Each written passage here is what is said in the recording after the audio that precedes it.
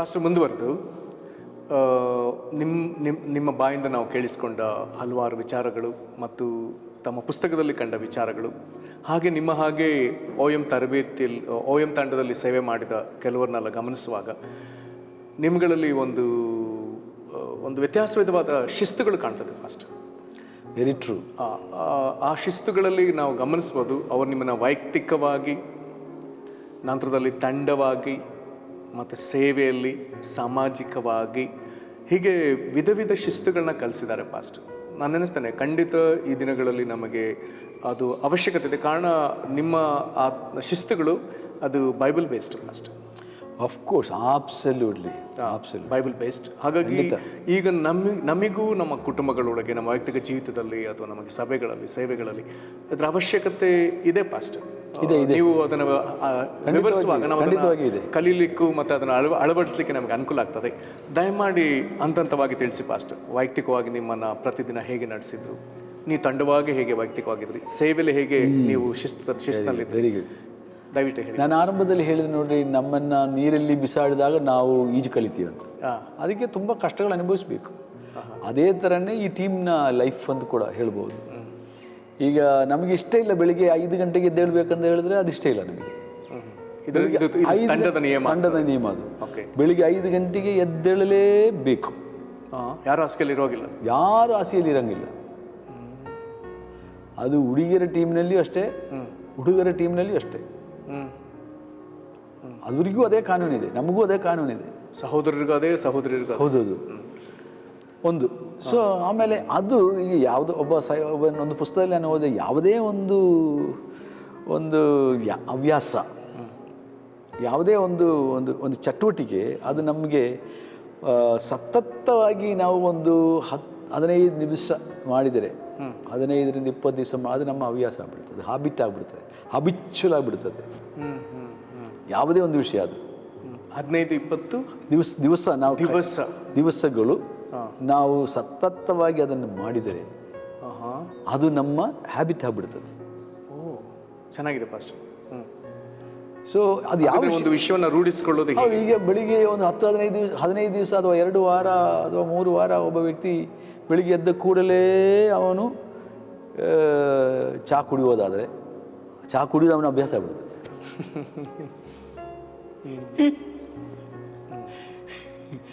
ನಮಗೆ mother ಬೋರ್ಡಲ್ಲಿ feed ಆಗಿಬಿಡ್ತದೆ ಅದು. ಓಕೆ. ಸಿಸ್ಟಮ್ನಲ್ಲಿ. ಸೊ ಬೆಳಿಗ್ಗೆ 5 ಗಂಟೆಗೆ ಎದ್ದೇಳಲೇಬೇಕು. ಎದ್ದ ತಕ್ಷಣ ಎಲ್ಲರೂ ಪ್ರೇಯರ್ ಮಾಡಬೇಕು. ಸೊ ಅದು ವೈಯಕ್ತಿಕವಾಗಿ ನಮ್ಮ ಮೇಲೆ ಅದರ ಪ್ರಭಾವ ಬೀರುತ್ತೆ ನೋಡ್ರಿ. ಆ ಪ್ರಾರ್ಥನೆ ನಿಮ್ಮ ವೈಯಕ್ತಿಕ ಪ್ರಾರ್ಥನೆ ಅಥವಾ ನಿಮ್ಮ ತಂಡದ ಆದ್ಯತೆ? ತಂಡದ ವೈಯಕ್ತಿಕವಾಗಿ ಪ್ರತಿಯೊಬ್ಬರು ವೈಯಕ್ತಿಕವಾಗಿ. ಓಕೆ. ಸೊ ಈ ಥರ ಎದ್ದ ತಕ್ಷಣ ನಾವು ಶ್ರಮಿಸಬೇಕು. ಎದ್ದ ತಕ್ಷಣ ನಾವೆಲ್ಲರೂ ಒಟ್ಟಿಗೆ ಹೊರಗಡೆ ಬಂದು, ಅದು ರೂಮ್ ಆಗಲಿ, ಅದು ಎಲ್ಲಾದರೂ ನಾವು ವಾಸ ಮಾಡೋ ಜಾಗದ ಹೊರಗೆ ಬಂದು ಒಂದು 10ರಿಂದ 15 ನಿಮಿಷ ಎಕ್ಸರ್ಸೈಸ್ ಮಾಡಬೇಕು, ವ್ಯಾಯಾಮ. ಎಲ್ಲರೂ ಅದಕ್ಕೆ ಅಲ್ಲಿ ನೋಯ್ತೆ ಇಲ್ಲಿ ನೋಯ್ತು ಅಂತ ಹೇಳಿದ್ರೆ ಬಿಡಲ್ಲ, ವ್ಯಾಯಾಮ ಮಾಡಬೇಕು. ಯಾಕಂದ್ರೆ ವಾಕ್ಯ ಹೇಳ್ತದೆ ದೇಹ ಸಾಧನೆ. ಸ್ವಲ್ಪನೂ ಬಿಡಬಾರ್ದು ಅಂತ ಹೇಳ್ತಾರೆ ಅವರು. ಆ ಸ್ವಲ್ಪ ಯಾಕೆ ಬಿಡಬೇಕು? ಸ್ವಲ್ಪವೇ ದೊಡ್ಡದಾಗೋದು, ದೊಡ್ಡ ಸಮಸ್ಯೆ ಉಂಟು ಮಾಡೋದು. ಅದಕ್ಕೆ ಎದ್ದ ತಕ್ಷಣನೇ ಎಕ್ಸರ್ಸೈಸ್ ಮಾಡಬೇಕು, ಓಡಬೇಕು, ಅದು ಜಂಪ್ ಹೊಡಿಬೇಕು.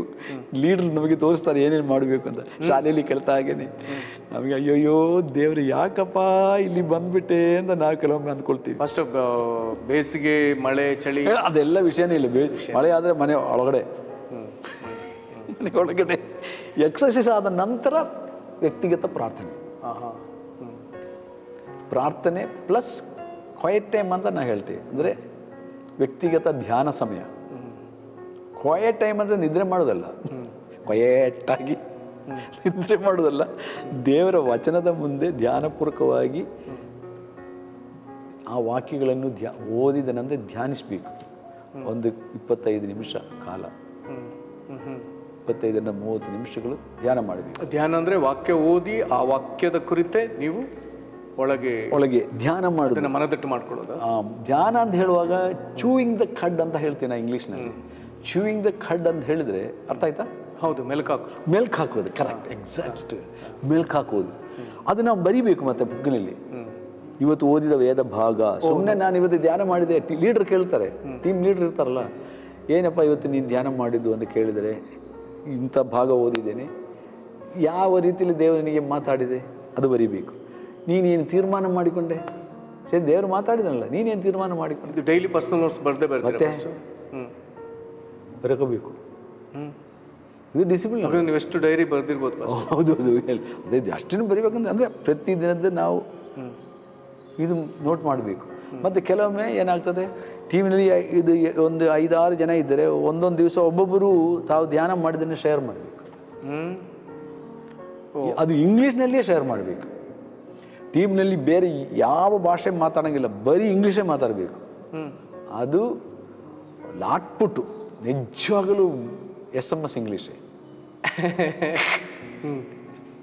ಯಾಕಂದ್ರೆ ಯಾರಿಗೂ ಗೊತ್ತಿರಲ್ಲ ಇಂಗ್ಲೀಷ್ ಹೆಚ್ಚು. ಯಾಕಂದ್ರೆ ನಾವೇನು ಇಂಗ್ಲೀಷ್ ತಂದೆ ತಾಯಿಯರಿಂದ ಹುಟ್ಟಿದವರಲ್ಲಲ್ಲ, ನಾವೆಲ್ಲ ಹಳ್ಳಿ ಮಂದಿಗಳು. ನಮಗೆ ಏನು ಬರ್ತದೆ, ಇಂಗ್ಲೀಷ್ ಮೀಡಿಯಂ ಶಾಲೆಯಲ್ಲಿ ಓದೋರಲ್ಲ. ಈ ಬೇರೆ ಬೇರೆ ಹಳ್ಳಿಯಿಂದ ಬಂದವರು, ಟೌನಿಂದ ಬಂದು ಎಲ್ಲರೂ ಇದ್ದಾರಲ್ಲ, ಎಲ್ಲ ಚೌಚವ್ ಅಲ್ವಾ. ಆದ ಕಾರಣ ಯಾಕೆ ಇಂಗ್ಲೀಷ್ ಭಾಷೆ ಅಂತ ಹೇಳಿದ್ರೆ, ಈಗ ನಿಮಗೆ ನಾನು ಟೀಕೆ ಮಾಡಬೇಕಾದ್ರೆ ಇಂಗ್ಲೀಷಲ್ಲಿ ನನಗೆ ಟೀಕೆ ಮಾಡೋಕ್ಕೆ ಗೊತ್ತಿದ್ದೆ ತಾನೇ ಟೀಕೆ ಮಾಡೋಕ್ಕಾಗಲ್ಲ. ಹೌದು. ನಿಮ್ಮನ್ನು ನೋಡಿ ನಾನು ನಗಾಡಿದರೆ, ನಿಮ್ಮ ಫ್ರೆಂಡ್ಸ್ ಹತ್ರ ಏನಾದರೂ ಮಾತಾಡುವಾಗ ಬೇರೆ ಭಾಷೆಯಲ್ಲಿ ಮಾತಾಡಿ ನಗಾಡಿದರೆ ನನಗೆ ಗೊತ್ತಾಗುತ್ತೆ. ನಾನು ಅಂದ್ಕೊಳ್ತೀನಿ, ಇವರು ನನಗೆ ತಮಾಷೆ ಮಾಡಿದ್ದಾರೆ, ಮಿಸ್ಅಂಡರ್ಸ್ಟ್ಯಾಂಡಿಂಗ್. ಆವಾಗ ಮನಸ್ಸಲ್ಲಿ ಅಲ್ಲಿ ಐಕ್ಯತೆ ಇರಲ್ಲ. ಸೊ ಐಕ್ಯತೆ ಭಾಳ ಇಂಪಾರ್ಟೆಂಟ್ ನಮಗೆ. ಟೀಮ್ನಲ್ಲಿ ಐಕ್ಯವಾಗಿರಬೇಕು. ಬೇರೆ ಬೇರೆ ಚರ್ಚಿಂದ ಬಂದವರು, ಬೇರೆ ಬೇರೆ ಹಿನ್ನೆಲೆಯಿಂದ ಬಂದವರು, ಬೇರೆ ಬೇರೆ ಜಾತಿ, ಕುಲ, ಭಾಷೆ ಎಂತೆಲ್ಲ ನಾವು ಹೇಳ್ತಿಲ್ಲ, ಬಣ್ಣ, ಇದರಿಂದೆಲ್ಲ ಬಂದವರು ಒಂದಾಗಿ ಒಂದು ಟೀಮ್, ಒಬ್ಬ ವ್ಯಕ್ತಿ ಆಗಿರೋದಂದರೆ ಅಷ್ಟು ಸುಲಭ ಅಲ್ರಿ. ಆದ ಕಾರಣ ಇಂಗ್ಲೀಷ್ ನಮ್ಮ ಲ್ಯಾಂಗ್ವೇಜೇ ಮಸ್ಟ್ ಅಷ್ಟು. ಆದ ಕಾರಣ ಬ್ರಾಕನ್ ಇಂಗ್ಲೀಷ್, ಎಲ್ಲ ಭಾಷೆ ಮಾತಾಡು. ಯಾವ ಭಾಷೆ ಸ್ವಂತ ಮಾತಾಡೋಂಗಿಲ್ಲ, ಸ್ವಂತ ಭಾಷೆ. ಇಬ್ಬರು ತಮಿಳ್ ಜನ ಇದ್ದರೆ ಅವರಿಬ್ಬರು ತಮಿಳು ಮಾತಾಡೋಂಗಿಲ್ಲ, ಇಂಗ್ಲೀಷೇ ಮಾತಾಡಬೇಕು. ಅವರಿಬ್ಬರು ಸಹ ಇಂಗ್ಲೀಷೇ ಮಾತಾಡಬೇಕು. ಆಮೇಲೆ ಈ ಸೇವೆಗೆ ಎಲ್ಲಾದರೂ ಎಲ್ಲಿ ಹೋದರೂ ಒಬ್ಬರಾಗಿ ಹೋಗಂಗಿಲ್ಲ. ನೀರು ಹಿಡಿಯೋಕ್ಕೆ ಹೋದರೂ ಇಬ್ಬರಾಗಿ ಹೋಗ್ಬೇಕು. ಯಾಕೆ ಪಾಸ್ಟರ್? ಯಾಕಂದರೆ ಒಬ್ಬರಿಗಿಂತ ಇಬ್ಬರು ಲೇಸು ಅಂತ ಬೈಬಲ್ ಹೇಳ್ತದೆ. ಯೇಸುಸ್ವಾಮಿ ಒಬ್ಬೊಬ್ಬರನ್ನಾಗಿ ಬಿಟ್ಟಿಲ್ಲ, ಇಬ್ಬರಿಬ್ಬರನ್ನಾಗಿ ಬಿಟ್ಟರು ಅಂತ ಲೋಕನ ಸುವಾರ್ತೆಯಲ್ಲಿ ಬರ್ತದೆ. ಸರಿನಾ?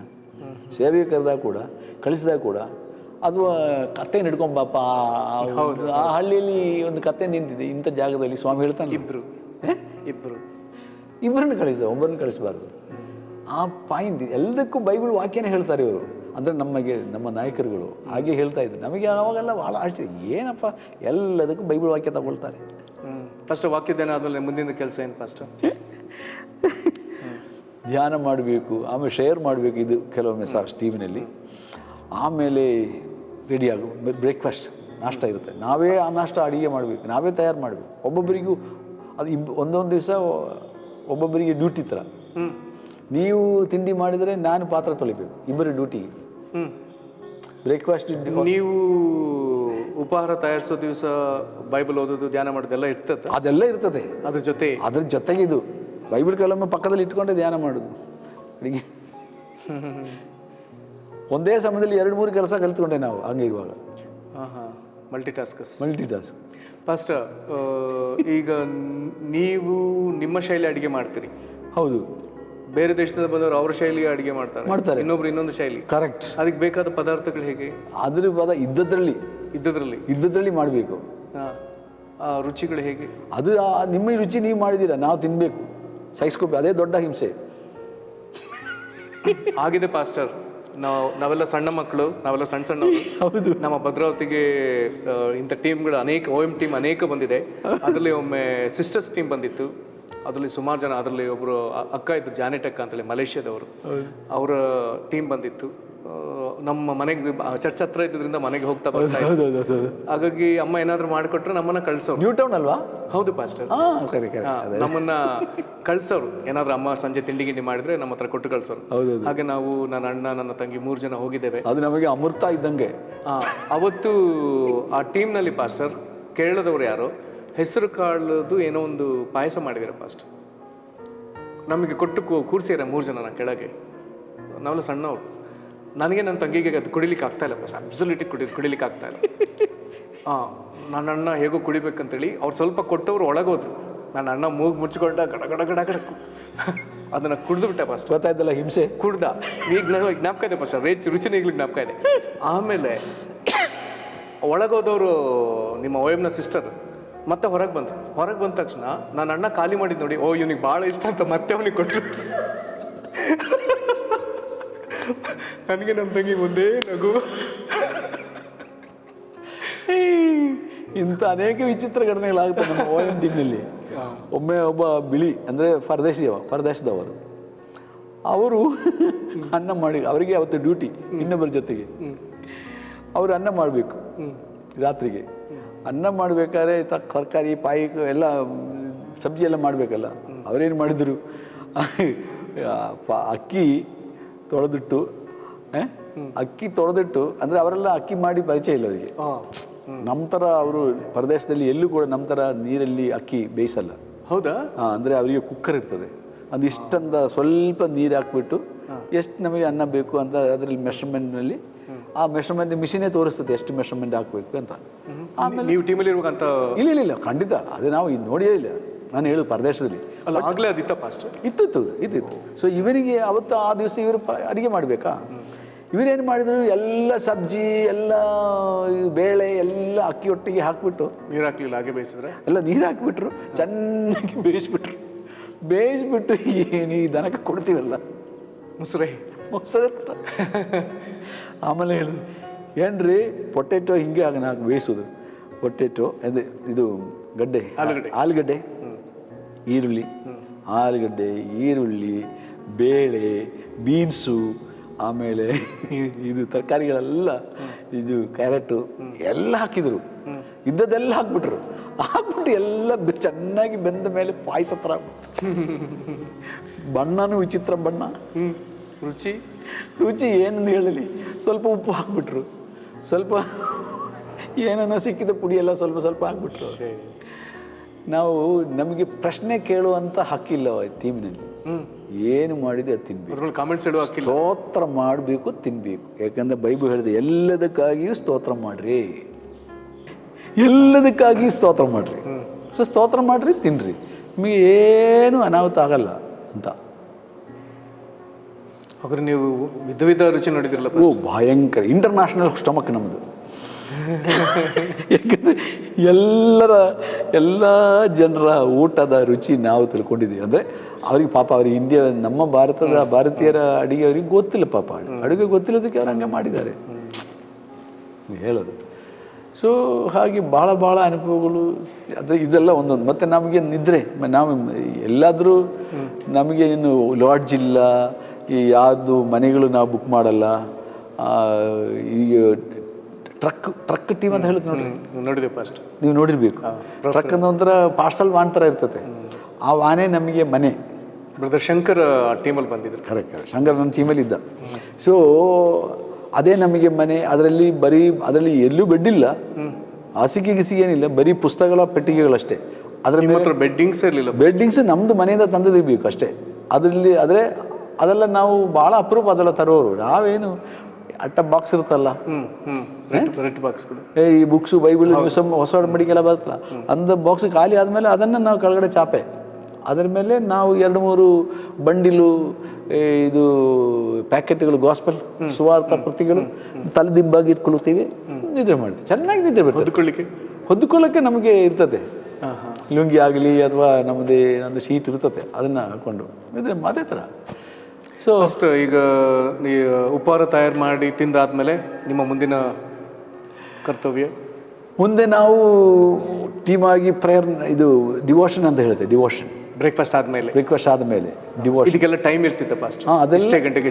ಅದೇ 9:30 ಮ್ಯಾಕ್ಸಿಮಮ್, 9 ಗಂಟೆಗೆ ಮ್ಯಾಕ್ಸಿಮಮ್ ನಾವು ಹೊರಗಡೆ ಬೀಳ್ತೀವಿ, ಹೊರಟು ಬಿಡಬೇಕು. ಗಾಡಿಯವರಾದರೆ ಗಾಡಿ ಚಲಿಸಬೇಕು. ಡಿವೋಷನ್ ಎಷ್ಟು ಗಂಟೆಗೆ? ಒಂದು 8ರಿಂದ 8:30 ತನಕ ಡಿವೋಷನ್ ಮತ್ತು ಪ್ರಾರ್ಥನೆ ಎಲ್ಲ. 5 ಗಂಟೆಗೆ ಎದ್ದವರು ನಾವು. ಇಷ್ಟೊಳಗೆ ಎಲ್ಲ ಆಗುತ್ತೆ. ಸ್ನಾನ ಮಾಡೋರು ಸ್ನಾನ ಎಲ್ಲ, ಕೆಲವರು ಸ್ನಾನ ಮಾಡಲ್ಲ ಬಿಡಿ, ಕೆಲವು ನೀರಿರಲ್ಲ. ಸೊ ಅದಕ್ಕೋಸ್ಕರ ಆಮೇಲೆ 9 ಗಂಟೆಗೆ ನೀವು ಹೊರಡ್ತೀರಿ. ಹೊರಡ್ಬೇಕು. ಅದಕ್ಕೆ ಅಷ್ಟರೊಳಗೆ ಈ ಧ್ಯಾನ ಮಾಡಿದಾಗ ಒಬ್ಬೊಬ್ಬರಿಗೆ ಒಂದೊಂದು ದಿವಸ ಇದು ಶೇರ್ ಮಾಡೋಕ್ಕೆ ಅಂದರೆ ಹಂಚ್ಕೊಳ್ಳೋಕ್ಕೆ ಹೇಳ್ತಾರೆ. ಅದನ್ನು ಮಾಡಿಬಿಟ್ಟು ಮತ್ತೆ ಇವತ್ತಿನ ಸೇವೆಗೋಸ್ಕರ ಪ್ರೇಯರ್ ಮಾಡ್ತಾರೆ. ಪ್ರೇಯರ್ ಮಾಡಿಬಿಟ್ಟು ನಾವು ಹೊರಡ್ತೀವಿ. ಹೋಗ್ಬಿಟ್ಟು ಎಲ್ಲಿ 10-15 ಜನ ಸಿಗ್ತೀವಿ ದಾರಿಯಲ್ಲಿ, ಅದು ಗಾಡಿ ಟೀಮ್ ಆದರೆ ಅಲ್ಲಿ ಗಾಡಿ ನಿಲ್ಲಿಸೋದು, ಅವರಿಗೆ ಪ್ರಚಾರ ಮಾಡೋದು. 15 ನಿಮಿಷದೊಳಗೆ ಪ್ರಚಾರ ಮಾಡೋದು. ಆಮೇಲೆ ಅವರಿಗೆ ಪುಸ್ತಕ ಕೊಡೋದು, ಪುಸ್ತಕ ಮಾರಾಟ. ನಮ್ಮ ಉದ್ದೇಶ ಪುಸ್ತಕ ಮಾರಬೇಕು. ಈ ಪೆಟ್ರೋಲ್ ಡೀಸೆಲ್ ಹಾಕಬೇಕು, ನಮ್ಮ ಹೊಟ್ಟೆಗೆ ಡೀಸೆಲ್ ಹಾಕಬೇಕು, ಗಾಡಿಗೆ ಡೀಸೆಲ್ ಬೇಕು, ಎಲ್ಲದಕ್ಕೂ ಬೇಕಲ್ಲ. ಅದಕ್ಕೋಸ್ಕರ ಪುಸ್ತಕ ಮಾರಾಟ ಮಾಡಬೇಕು. ಪುಸ್ತಕ ಮಾರದಿದ್ದರೆ ಅವತ್ತು ಖಂಡಿತ ಉಪವಾಸ ಅಥವಾ ಗಾಡಿ ತಳ್ಳಬೇಕು. ಇಲ್ಲದೆ ಯಾರಾದರೂ ಪೆಟ್ರೋಲಿಗೂ ನೀವು ಅದರಿಂದ ಓದಿಸ್ಕೋಬೇಕು. ಅದು ಡೀಸೆಲ್, ಅದಕ್ಕೆ ಡೀಸೆಲ್, ಅದಕ್ಕೇನೆ. ಇಲ್ಲದೆ ದೇವರು ಯಾರಾದರೂ ಅದ್ಭುತವಾಗಿ ಯಾರಾದರೂ ಪಾಸ್ಟರ್ಗಳೋ ಸೇವಕರೋ ಯಾರಾದರೂ ಕನಿಕರ ತೋರಿಸಿ ನಮಗೆ 10 ಲೀಟ್ರ್ ಪೆಟ್ರೋಲ್ ಡೀಸೆಲ್ ಹಾಕ್ಕೊಡ್ತಾರೆ. ಹಿಂಗೆ ಕೆಲವು ನಿದ್ರೆ ಮಾಡೋದು ಎಲ್ಲಾದರೂ ಗೌರ್ಮೆಂಟ್ ಶಾಲೆ ಇರುತ್ತಲ್ಲ, ಗೌರ್ಮೆಂಟ್ ಶಾಲೆ ಅದರ ವರಾಂಡದಲ್ಲಿ ಎಲ್ಲಿ ಅಂಥ ಶಾಲೆಗಳಿರ್ತದೆ, ಗೇಟ್ ಇಲ್ಲದ ಶಾಲೆ ಇರುತ್ತಲ್ಲ, ಗೇಟ್ ಬಂದೋಬಸ್ತ್ ಅಲ್ಲದಿರು, ಒಳಗಡೆ ಗಾಡಿ ತೊಗೊಂಡು ಹೋಗ್ತೀವಿ. ಅಲ್ಲಿ ಬೋರ್ವೆಲ್ ಇರ್ತದೆ ನೋಡ್ರಿ, ಎಲ್ಲ ಶಾಲೆಯಲ್ಲಿ ಈ ಬೋರ್ ಇರ್ತದೆ. ಅದಕ್ಕೆ ಅದೇ ನಮಗೆ ಉದ್ದೇಶ. ಸೊ ನಮಗೆ ಶಾಲೆ ವರಾಂಡ ಇರ್ತದೆ, ಅಲ್ಲಿ ಆರಾಮಾಗಿ ಮಲಗಬಹುದು. ಬೋರ್ ನೀರು ಸಿಗ್ತದೆ, ಅಲ್ಲಿ ಸ್ನಾನ ಗೀನ ಎಲ್ಲ ಮಾಡೋಕ್ಕೆ ಅವಕಾಶ ಇರ್ತದೆ. ಸೊ ನಾವು ಅದೆಲ್ಲ ಅಲ್ಲಿ ನಾವು ಉಪಯೋಗಿಸ್ಕೊಳ್ತೇವೆ. ಇದು ರಾತ್ರಿಯಲ್ಲಿ ಹಗಲೊತ್ತಿನಲ್ಲಿ ಶಾಲೆ ನಡೀತಲ್ಲ, ನಾವು ಹೋಗೋಕ್ಕಾಗಲ್ಲ. ರಾತ್ರಿ ನಾವು ಅಂಥ ಜಾಗ ಹುಡುಕ್ತೀವಿ. ಮತ್ತು ನಾವು ವಿಚಾರಿಸ್ತೀವಿ ಊರಿನವರಿಗೆ, ಎಲ್ಲಿದೆ ನಮ್ಮ ಶಾಲೆ ಅಂತ, ಗ್ರಾಮಸ್ಥರ ಹತ್ರ. ಅವ್ರು ಹೇಳ್ತಾರೆ ಇದೆ ಅಂತ. ಏನು ಅಭ್ಯಂತರ ಮಾಡಲ್ಲ. ಅಲ್ರಿ ನೋಡ್ರಿ ಅಲ್ಲಿ ಹೋಗಿ ನೀವು ವಿಶ್ರಮಿಸ್ಕೊಳ್ರಿ ಅಂತೆಲ್ಲ ಹೇಳ್ತಾರೆ ಅವರು. ಹಾಗೆ ಹಾಗಾದ್ರೆ ನೀವು ಈ ಪುಸ್ತಕದಲ್ಲಿ ಒಂದು ಘಟನೆ ಬರ್ದಿದ್ರಿ ಪಾಸ್ಟರ್, ಒಂದು ಬಾವಿ ಹತ್ರ ಹೋದದ್ದು, ಅದು ಹೀಗೆ ಸಂಜೆ ಹೋದದ? ಆ ಥರ ಮಾಡಿದ್ದೆ. ಅಂದರೆ ಅಲ್ಲಿ ರಾತ್ರಿ ಊಟ ಅಡಿಗೆ ಎಲ್ಲ ಅಲ್ಲೇ ಆಗ್ತಿತ್ತ? ನಮಗೆ ಶಾಲೆ ಸಿಕ್ಕಲಿಲ್ಲ, ಅವು ತುಂಬ ದೂರ ಹೋಗ್ಬೇಕಿತ್ತು.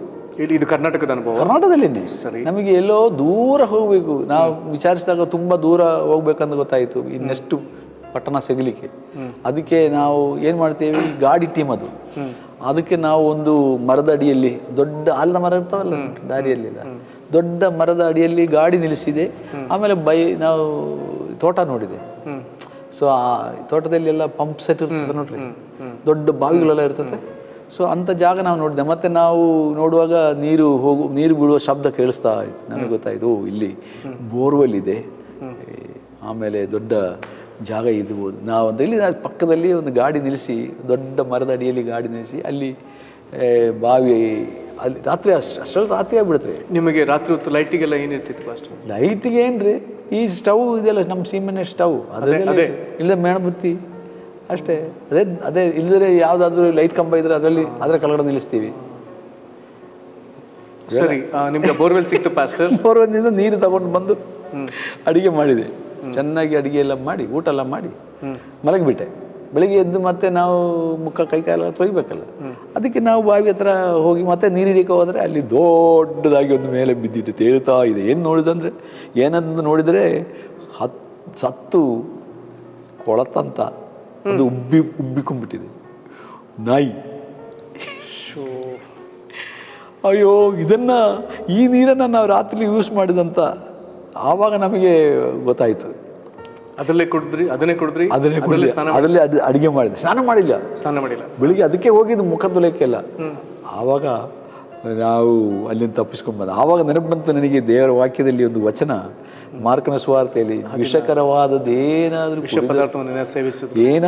ಪದಾರ್ಥ ಏನಾದರೂ ಸೇವಿಸಿದ್ರೆ ನಿಮಗೆ ಯಾವ ಹಾನಿಯೂ ನಮಗೆ ಯಾರಿಗೂ ಕಾಲರ್ ಆಗಲಿಲ್ಲ, ನಮಗೆ ಲೂಸ್ ಮೋಷನ್ ಆಗಲಿಲ್ಲ, ಕಷ್ಟ ಆಗಲಿಲ್ಲ, ಏನು ತೊಂದರೆ ಆಗಿಲ್ಲ, ಸ್ಕಿನ್ ಇನ್ಫೆಕ್ಷನ್ ಏನಾಗಿಲ್ಲ. ಮತ್ತು ಅಲ್ಲಿಂದ ನಾವು ಬೇರೆ ಕಡೆ ಹೋದಾಗ, ಒಳ್ಳೆ ನೀರು ಸಿಕ್ಕೋ ಜಾಗಕ್ಕೆ ಹೋದಾಗ ಮತ್ತೆ ತಿರ್ಗಾ ಕೈಕಾಲು ಮುಖ ಎಲ್ಲ ತೊಳೆದು ಮತ್ತೆ. ಫಸ್ಟ್ ಈಗ ನೀವು ನಿಮ್ಮ ಮುಂಜಾನೆಯ ಒಂದು ಕ್ರಮಗಳನ್ನ ಹೇಳಿದ್ರಲ್ಲ ಫಸ್ಟ್, ನಿಮ್ಮ ದೈನಂದಿನ. ಹೌದೌದು. ಈಗ ನೀವು ಈ ರೀತಿ ಪ್ರಯಾಣದಲ್ಲಿದ್ದಾಗಲೂ 5 ಗಂಟೆಗೆ ಅದೇ ನಿಯಮಗಳನ್ನ ಪಾಲಿಸಿ? ಹೌದು, ಪ್ರಯಾಣದಲ್ಲಿದ್ರು. ಕರೆಕ್ಟ್. ಇದು ಮಿಲಿಟ್ರಿ. ಇದು ಮಿಲಿಟ್ರಿ. ನಿಮ್ಮ ವಾಹನ ಚಲಿಸ್ತಾ ಇದೆ, 5 ಗಂಟೆಗೆ ನಿಲ್ಲಿಸ್ತೀರಾ? ಎಲ್ಲಿದ್ರು ನಿಲ್ಲಿಸ್ಬಿಡ್ತೀವಿ. ರಾತ್ರಿ ಆದಾಗ ಈ ಥರ ನಾನು ಸಂಜೆ ಒಂದು 7-8 ಗಂಟೆ ತನಕ ನಾವು ಸೇವೆ ಮಾಡ್ತಾ ಇರ್ತೀವಿ, ಪ್ರಚಾರ ಮಾಡ್ತಾ ಇರ್ತೀವಿ. ಪ್ರಚಾರ ಮಾಡಿ ಆಮೇಲೆ ಎಲ್ಲಾದರೂ ಈ ಥರ ಜಾಗ ಸಿಕ್ಕಿದ ಜಾಗದಲ್ಲಿ ಹೋಗಿ ಗಾಡಿ ನಿಲ್ಲಿಸಿ ಅಡುಗೆ ಮಾಡ್ತೀವಿ. ಚರ್ಚ್ ಇದ್ದರೆ ಚರ್ಚ್ ಹತ್ರ ನಾವು ಹೋಗ್ತೀವಿ. ಚರ್ಚಲ್ಲಿ ಜಾಗ ಕೊಡ್ತೀರಾ ಅಂತ ಕೇಳ್ತೀವಿ ಅಲ್ಲಿರುವ ಪಾಸ್ಟ್ಗಳ ಹತ್ರ. ಕೆಲವರು ಕೊಡ್ತಾರೆ, ಕೆಲವರು ಕೊಡಲ್ಲ. ಹೀಗೆಲ್ಲ ಇದೆ. ನಾವು ಎಲ್ಲಿಂದ ಬಂದರು ಯಾರು ಅಂತೆಲ್ಲ ಅವ್ರಿಗೆ ಗೊತ್ತಿಲ್ಲಲ್ಲ. ಈ ಥರ ಆಗಿದ್ದು ಸಹ. ಮತ್ತು ಚರ್ಚಿನ ಬಿಲ್ಡಿಂಗ್ ಇರೋದೆಲ್ಲ ಭಾಳ ಕಡಿಮೆ ಆ ದಿವಸಗಳಲ್ಲಿ. ಹೌದು ಪಾಸ್ಟರ್. ಸೊ ಕ್ಯಾಥಲಿಕ್ಸ್ ಆದರೆ ಫಾದರ್ಗಳು ಸಿಸ್ಟರ್ಗಳು ಅಂತ ಇರೋ ಜಾಗಗಳೆಲ್ಲ ಕೆಲವೊಮ್ಮೆ ಅವರು ಕಾಂಪೌಂಡೊಳಗೆ ಅನುಮತಿಸ್ತಾರೆ. ಬಿಟ್ಟು ನಿಂತ್ಕೊಳ್ರಿ, ನೀವು ನಿಲ್ಲಿಸ್ರಿ ಅಂತೆಲ್ಲ ಹೇಳ್ತಾರೆ. ಆಗ ಸೊ ಸಾಯಂಕಾಲ ಇದೇ ಥರ ಸೇವೆಯೆಲ್ಲ ಆದ ನಂತರ ಊಟ ಆದ ಮೇಲೆ ಮತ್ತೆ ನಮಗೆ ಇವತ್ತಿನ ಚಟುವಟಿಕೆ ಬಗ್ಗೆ ನಾವು ಒಂದು ವರದಿ ಕೊಡೋ ಹಾಗೆ ಒಬ್ಬೊಬ್ಬರು ಹೇಳ್ತಾರೆ, ನನಗೆ ಈ ಥರ ಅನುಭವ ಪರಾಮರ್ಶೆ ಮಾಡ್ತಾರೆ. ಪರಾಮರ್ಶೆ, ನಮ್ಗೆ ಈ ಥರ ಅನುಭವ ಆಯಿತು, ಹಿಂಗೆ ನನಗೆ ಹೊಡಿಯೋಕ್ಕೆ ಬಂದರು, ಅಥವಾ ನಾನು ಹೊಡೆತಂದು ಇವತ್ತು ಹೊಡೆತಾಯಿತು, ಹಾಗೆಲ್ಲ ಹೇಳ್ತಾರೆ ಕೆಲವರು. ಈಗೆಲ್ಲ ಸೊ ಅವ್ರಿಗೆ ಒಳ್ಳೆ ಇವತ್ತು ನನಗೆ ಒಬ್ಬ ವ್ಯಕ್ತಿನ ಸ್ವಾಮಿ ಕಡೆಗೆ ನಡೆಸಿದೆ ನಾನು, ಹಂಗೆಲ್ಲ ಹೇಳಿ ಅವರಿಗೆ ಅವರ ಹೆಸರೆಲ್ಲ ಹೇಳಿಬಿಟ್ಟು ಪ್ರೇಯರ್ ಮಾಡ್ತೀವಿ ನಾವು. ಸಂಜೆ ಸಾಯಂಕಾಲನೂ ವಾಕ್ಯ ಮತ್ತು ಧ್ಯಾನ ಮಾಡುವಾಗ ನಮ್ಮ ಲೀಡ್ರು ಕೆಲವೊಮ್ಮೆ ವಾಕ್ಯ ಹೇಳ್ತಾರೆ. ಮತ್ತು ಕೆಲವೊಮ್ಮೆ ಮಧ್ಯಾಹ್ನ ಹೊತ್ತಲ್ಲಿ ನಮಗೆ ಬೈಬಲ್ ಸ್ಟಡಿ ಇರ್ತದೆ. ಕೆಲವೊಮ್ಮೆ ಅಲ್ಲ, ಪ್ರತಿದಿನ ಬೈಬಲ್ ಸ್ಟಡಿ ಇರುತ್ತೆ ಮಧ್ಯಾಹ್ನ. ಊಟ ಆದ ನಂತರ ನಿದ್ರೆ ಇಲ್ಲ, ವಿಶ್ರಾಂತಿ ಇಲ್ಲ, ಏನಿಲ್ಲ. ಆ ವಿಶ್ರಾಂತಿ ಸಮಯ ಅಂದರೆ ಬೈಬಲ್ ಸ್ಟಡಿ. ಕಮ್ಮಿ ಆದರೂ 3/4 ಗಂಟೆ ಬೈಬಲ್ ಸ್ಟಡಿ. ಆ ಬೈಬಲ್ ಸ್ಟಡಿ ಆದಮೇಲೆ ಒಂದು 1/4 ಗಂಟೆ ಪ್ರಾರ್ಥನೆ ಮುಂದಿನ ಸೇವೆಗಾಗಿ. ಮತ್ತು ಚರ್ಚ್ಗಳಲ್ಲಿ ಹೋದಾಗ ನಮಗೆ ಲೀಡರ್ ತೀರ್ಮಾನ ಮಾಡ್ತಾರೆ, ಈ ಚರ್ಚಿನಲ್ಲಿ ನಮಗೆ ಇಂಥ ಚರ್ಚಿನಲ್ಲಿ ಈ ದಿವಸ ಸಾಯಂಕಾಲ ಪ್ರೇಯರ್ ಇದೆ, ಅದು ಕುಟುಂಬ ಪ್ರಾರ್ಥನೆ ಇದೆ. ಸೊ ಆ ಕುಟುಂಬ ಪ್ರಾರ್ಥನೆ ನೀನು ಸಾಕ್ಷಿ ಹೇಳಬೇಕು. ನೀನು ಸ್ವಾಮಿನ ಹೇಗೆ ಕಂಡುಕೊಂಡದ್ದು, ನೀನು ಸೇವೆಗೆ ಯಾಕೆ ಬಂದೆ, ಸೇವೆಯಲ್ಲಿ ನೀನು ಇಲ್ಲಿ ಬಂದ ಮೇಲೆ ನಿನಗೆ ಯಾವುದಂಥ ಮುಖ್ಯವಾದ ಅನುಭವ ಏನು, ಇದೆಲ್ಲ ಹೇಳು ಅಂತ ಹೇಳ್ತಾರೆ ನಮಗೆ. ಒಬ್ಬೊಬ್ಬರಿಗೆ ಒಂದೊಂದು ಚಾನ್ಸ್ ಕೊಡ್ತಾರೆ. ಆಮೇಲೆ ಇಬ್ಬರಿಗೆ ಹೇಳ್ದೆ ಅಲ್ವಾ, ನಾವೆಲ್ಲರೂ ಸೇರಿಬಿಟ್ಟು ಒಂದು ಹಾಡು ಹೇಳುವ. ಇವತ್ತು ಯಾವ ಹಾಡು ಹೇಳೋಣ, ಮುಖ್ಯವಾಗಿ ಯಾರನ್ನು ಲೀಡ್ ಮಾಡಬೇಕು, ಒಬ್ಬೊಬ್ಬರಿಗೆ ಒಂದು ಹಂಚ್ಕೊಬಿಡ್ತಾರೆ. ಎಲ್ಲ ಹೇಳಬೇಕು, ಎಲ್ಲರಿಗೂ ಪಾಲು. ಯಾರನ್ನು ನಿನಗೆ ಕತ್ತರಾಗಾದರೂ ನೀನು ಹಾಡಬೇಕು ಅಂತ ಹೇಳ್ತಾರೆ. OM ನಿಂದ ಒಳ್ಳೊಳ್ಳೆ ಹಾಡುಗಳು ಇಂಟ್ರೊಡ್ಯೂಸ್ ಆಯ್ತು ಫಸ್ಟ್. ಆದರೆ ನಿಮ್ಮ OM ಹಾಡು ಅಥವಾ ಯಾರು ಬರ್ತೀವಿ ಗೊತ್ತಿಲ್ಲ, ಯಾವಾಗಲೂ ಕರ್ತನ ಸಂತೋಷಿಸಿರಿ. ಹೌದೌದು. ಅದು OM-ನ ಹಾಡಲ್ಲ ಅದು. ಅಂದರೆ ನಮ್ಮ ಚೆಲ್ಲದ್ರೆ ಬ್ರದರ್ ಅವರ ಮಿಸಸ್ ಹೌದಾ ರಾಗ ಕೊಟ್ಟು ಅವರೇ ರಚನೆ ಮಾಡಿದ್ರು. ಯಾವಾಗಲೂ ಕರ್ತನಲ್ಲಿ ಸಂತೋಷಿಸಿರಿ. ಕರೆಕ್ಟ್. ಅದು ನಮ್ಮ ಶಂಕರ್ ಟೀಮ್ ಬಂದಾಗ ಅವರದು ನಾವು ಹುಬ್ಬಳ್ಳಿಯಲ್ಲಿದ್ದಾಗ ರಚನೆ ಮಾಡಿದ್ದು. ನಾನು ಹುಬ್ಬಳ್ಳಿಯಲ್ಲಿದ್ದಾಗ ಭಾಳ ಹಾಡುಗಳು ರಚನೆ ಮಾಡಿದ್ದೀನಿ ನಾನು ಸಹ. ಆಮೇಲೆ ನಿಮ್ಮ ನವೀನ್ ಬ್ರದರ್, ನವೀನ್ ನಂದಿಯಾಲ್ ಅವರ ಟೀಮ್ ಭಾಳ ಆಡಿದ ಹಾಡು ಪರಿಶುದ್ಧನಾದ ದೇವರಿಗೆ ನಾವು ಕೇಳಿಸ್ಕೊಂಡದ್ದು. ಅದು ಅವರೇ ರಚನೆ ಮಾಡಿದ ಹಾಡು. ಅವ್ರು ಬರ್ತದ, ಅವ್ರ ರಚನೆ ಭಾಳ ಒಳ್ಳೆ ಹಾಡು, ಮಾತ್ರ ಒಳ್ಳೆ ಹಾಡು, ಒಳ್ಳೆ ರಾಗಸ. ಅದು 2 ಟೀಮ್ ಒಟ್ಟಿಗೆ ಬಂದಿತ್ತು ಅವರ ಜೊತೆ. ಕರೆಕ್ಟ್. ಪಾಸ್ಟರ್, ನೀವು ವೈಯಕ್ತಿಕ ಮತ್ತು ನಿಮ್ಮ ತಂಡದ ಈ ಶಿಸ್ತುಗಳನ್ನ ಕ್ರಮಗಳನ್ನ ತಿಳಿಸಿದ್ರಿ. ಇದರೊಂದಿಗೆ ನಿಮಗೆ ಕೆಲವು ಸಾಮಾಜಿಕ ನಿಯಮಗಳು ಇತ್ತೆಂಬುದಾಗಿ ಹೇಳಿದ್ರಿ ಪಾಸ್ಟರ್. ಅದರಲ್ಲಿ ವಿಶೇಷವಾಗಿ ನಿಮ್ಮ ಮದುವೆ ಪ್ರಸ್ತಾಪ ಬರುವಾಗ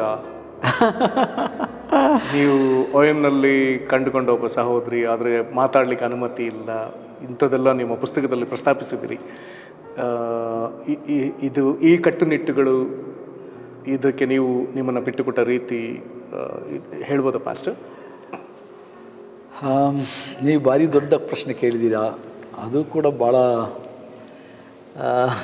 ಪರ್ಸನಲ್ ಪ್ರಶ್ನೆ ಆಯ್ತು ಪಾಸ್ಟರ್. ಬಹಳ ಒಂದು ಏನು ಹೇಳ್ತೀರಾ, ಸಂತಸ ಒಂದು ಪ್ರಶ್ನೆ, ಸಂತೋಷದ ಪ್ರಶ್ನೆ. ಓಕೆ, ಸಂತಸದಿಂದ ಹೇಳ್ಬೇಕಾಗ್ತದೆ. ಯಾಕಂದರೆ ನಾನು ಸುಮಾರು 43 ವರ್ಷಕ್ಕೆ ಹಿಂದಕ್ಕೆ ಹೋಗಬೇಕು. ಈಗ ನೀವು ಮದುವೆಗೆ 43 ವರ್ಷ ಆಯ್ತು ಪಾಸ್ಟರ್. ಈ ಪ್ರಶ್ನೆ ಕೇಳುವಾಗ ನೀವು ನಿಮ್ಮಲ್ಲಿ ಆ ಸಂತೋಷ, ನಗು ಹೊರಗೆ ಬರೋದು ನೋಡಿದ್ರೆ ನೀವು ಆ ಸಂತೋಷದಲ್ಲಿ ಈಗಲೂ ತೇಲ್ತಿರುವಾಗಿದೆ ಪಾಸ್ಟರ್. ಖಂಡಿತವಾಗಿ ನನ್ನ ಹೆಸರೇ ಸಂತೋಷಪ್ಪ, ನಾನು ಯಾವಾಗಲೂ ಸಂತೋಷವೇ. ವಿಶೇಷವಾಗಿ ಇಲ್ಲ ಪಾಸ್ಟರ್, ಇಷ್ಟು ಪ್ರಶ್ನೆಗಳು ಕೇಳಿದ್ರಲ್ಲಿ ಈಗ ನಿಮಗೆ ಭಾಳ ನಗು ನಿಮ್ಮ ಮುಖದಲ್ಲಿ ಹಸನ್ಮುಖವಾಗಿ ಬದಲಾಯಿತು ನಿಮ್ಮ ಮುಖ. ಮಾತಾಡಿ ಪಾಸ್ಟರ್. ನಮ್ಮ ಈ OM ಸಂಸ್ಥೆಯಲ್ಲಿ ಅತೀ ಕಠಿಣಕರವಾದ, ಎಸ್ಪೆಷಲಿ ಯವನಸ್ಥರಿಗೆ, ಯವನ ಮಕ್ಕಳಿಗೆ ಬಹಳ ಕಠಿಣಕರವಾದ ಒಂದು ಸಂಗತಿ ಏನಪ್ಪ ಅಂತಂದರೆ, ಈ ಸೋಷಿಯಲ್ ಪಾಲಿಸಿ ಅಂತ ಒಂದು ಕಾನೂನಿದೆ, ಸಾಮಾಜಿಕ ಒಂದು ನಿಯಮ, ನೀತಿ, ಸಾಮಾಜಿಕ ನಿಯಮ. ಓಕೆ, ನೀತಿ ನಿಯಮ ಅಂದರೆ ನಮ್ಮ ಸಂಸ್ಥೆದು ಅದು ಏನಪ್ಪ ಅಂತಂದರೆ, ಈ ಸಂಸ್ಥೆಯೊಳಗೆ ಸೇವೆ ಮಾಡುವ ಕಾಲದಲ್ಲಿ ಯಾವ ಒಂದು ಆಪೋಸಿಟ್ ಸೆಕ್ಸ್ ಅಥವಾ ಸ್ತ್ರೀ ಜನರೊಟ್ಟಿಗೆ ಪುರುಷರಾಗಲಿ, ಪುರುಷ ಜನರೊಟ್ಟಿಗೆ ಸ್ತ್ರೀಯರಾಗಲಿ ಯಾವ ರೀತಿಯಲ್ಲಿಯೂ ಒಂದು ಮಾತುಕತೆಗಳು ಆತ್ಮಿಕವಾದದ್ದು ಕೂಡ ಬಹಳ ಪರಿಮಿತವಾಗಿರಬೇಕು. ಅರ್ಥ ಆಯ್ತಾ? ಈಗ ಆ ರೀತಿಯಾದಂಥ ಯಾವುದೇ ಸಂಪರ್ಕ ಸಾಧ್ಯವೇ ಇಲ್ಲ. ಯಾವುದೇ ಒಂದು ಸಂಪರ್ಕ ಕಾನೂನು ರೀತಿಯಲ್ಲಿ, ಸಂಸ್ಥೆಯ ಕಾನೂನು ರೀತಿಯಲ್ಲಿ ಅದಕ್ಕೆ ನಿರ್ಬಂಧ ಇದೆ. ಓಕೆ, ನಿರ್ಬಂಧ. ಸೊ ಹಲೋ ಹೇಳ್ಬೋದು ಅಷ್ಟೇ. ಓ, ಅಥವಾ ಪ್ರೈಸ್ ಹಲೋ ಹಂಗೆ ಹೇಳ್ಬೋದು ಅಷ್ಟೇ, ಅದಕ್ಕಿಂತ ಹೆಚ್ಚಿಲ್ಲ. ಓಕೆ. ಅಂದರೆ ಆ ದಿವಸಗಳಲ್ಲಿ ಫೋನ್ ಇಲ್ಲ ನೋಡಿ. ಇವಾಗ ಪ್ರತಿಯೊಬ್ಬರ ಕೈಯಲ್ಲಿ ಫೋನ್ ಇದೆ. ಆ ದಿವಸಗಳಲ್ಲಿ ಫೋನೇ ಇಲ್ಲ. ಆ ದಿವಸಗಳಲ್ಲಿ ನಾವು ಕಮ್ಯುನಿಕೇಷನ್ ಮಾಡಬೇಕಾದ್ರೆ ಲೆಟ್ರ್ ಬರಿಬೇಕು ಅಲ್ವಾ? ಅಂದರೆ ಈ ಥರ ಯಾವುದೇ ಒಂದು ಲೆಟ್ರ್ ವ್ಯವಹಾರಗಳು ಮಾಡಿಕೊಳ್ಳುವ ಹಾಗಿಲ್ಲ. ಎರಡನೇದು, ಇನ್ನೊಂದು ವಿಷಯ, ಈಗ ಒಂದು ಮಿಡಿಲ್ ಮ್ಯಾನ್ ಅಥವಾ ಮಿಡಿಲ್ ವುಮನ್ ಮಧ್ಯವರ್ತಿಯ ಮೂಲಕವಾಗಿ ನಮ್ಮ ಇಷ್ಟ ಅಥವಾ ನಮ್ಮ ಪ್ರೀತಿ, ನಮ್ಮ ಆ ಒಂದು ಅನಿಸಿಕೆಗಳನ್ನು ರವಾನಿಸುವ ಹಾಗಿಲ್ಲ. ಎರಡನೇದು. ಸೊ ಇದು ಬಹಳ ಕಡ್ಡಾಯವಾಗಿ ಕಾನೂನಾಗಿ ಕಾಪಾಡಿಕೊಳ್ಳಬೇಕು ಯಾವಾಗಲೂ, ಎಲ್ಲ ಸಮಯದಲ್ಲಿ. ಸೊ ಒಂದು ವೇಳೆ ನನಗೆ ಒಬ್ಬ ಸಹೋದರಿಯನ್ನು ನೋಡಿದಾಗ ನನಗೆ ಅವಳು ಮದುವೆ ಆಗಬೇಕು ಅಂತ ನನ್ನ ಮನಸ್ಸಿಗೆ ಒಂದು ಅನಿಸಿಕೆ ಆದರೆ, ಅಥವಾ ಅದೇ ರೀತಿಯಲ್ಲಿ ಆಪೋಸಿಟ್ ಒಬ್ಬ ಸಹೋದರನಿಗೆ ಒಬ್ಬ ಸಹೋದರಿ ನೋಡಿದಾಗ, ಅಥವಾ ಒಬ್ಬ ಸಹೋದರ ನೋಡಿದಾಗ ಈ ಒಂದು ಭಾವನೆ ಬಂದರೆ ಅವರು ಕನಿಷ್ಠ ಪಕ್ಷ 6 ತಿಂಗಳು ಭೂಮಿಯ ಮೇಲೆ ಒಬ್ಬರಿಗೂ ಗೊತ್ತಿಲ್ಲದೆ ಪ್ರಾರ್ಥನೆ ಮಾಡಬೇಕು. ಎಷ್ಟು ವರ್ಷ ಹೇಳಿದ್ರಿ? ಕನಿಷ್ಠ ಪಕ್ಷ 6 ತಿಂಗಳು. 6 ತಿಂಗಳು ಪ್ರಾರ್ಥನೆ ಮಾಡಬೇಕು. ಅರ್ಥ ಆಯ್ತಾ?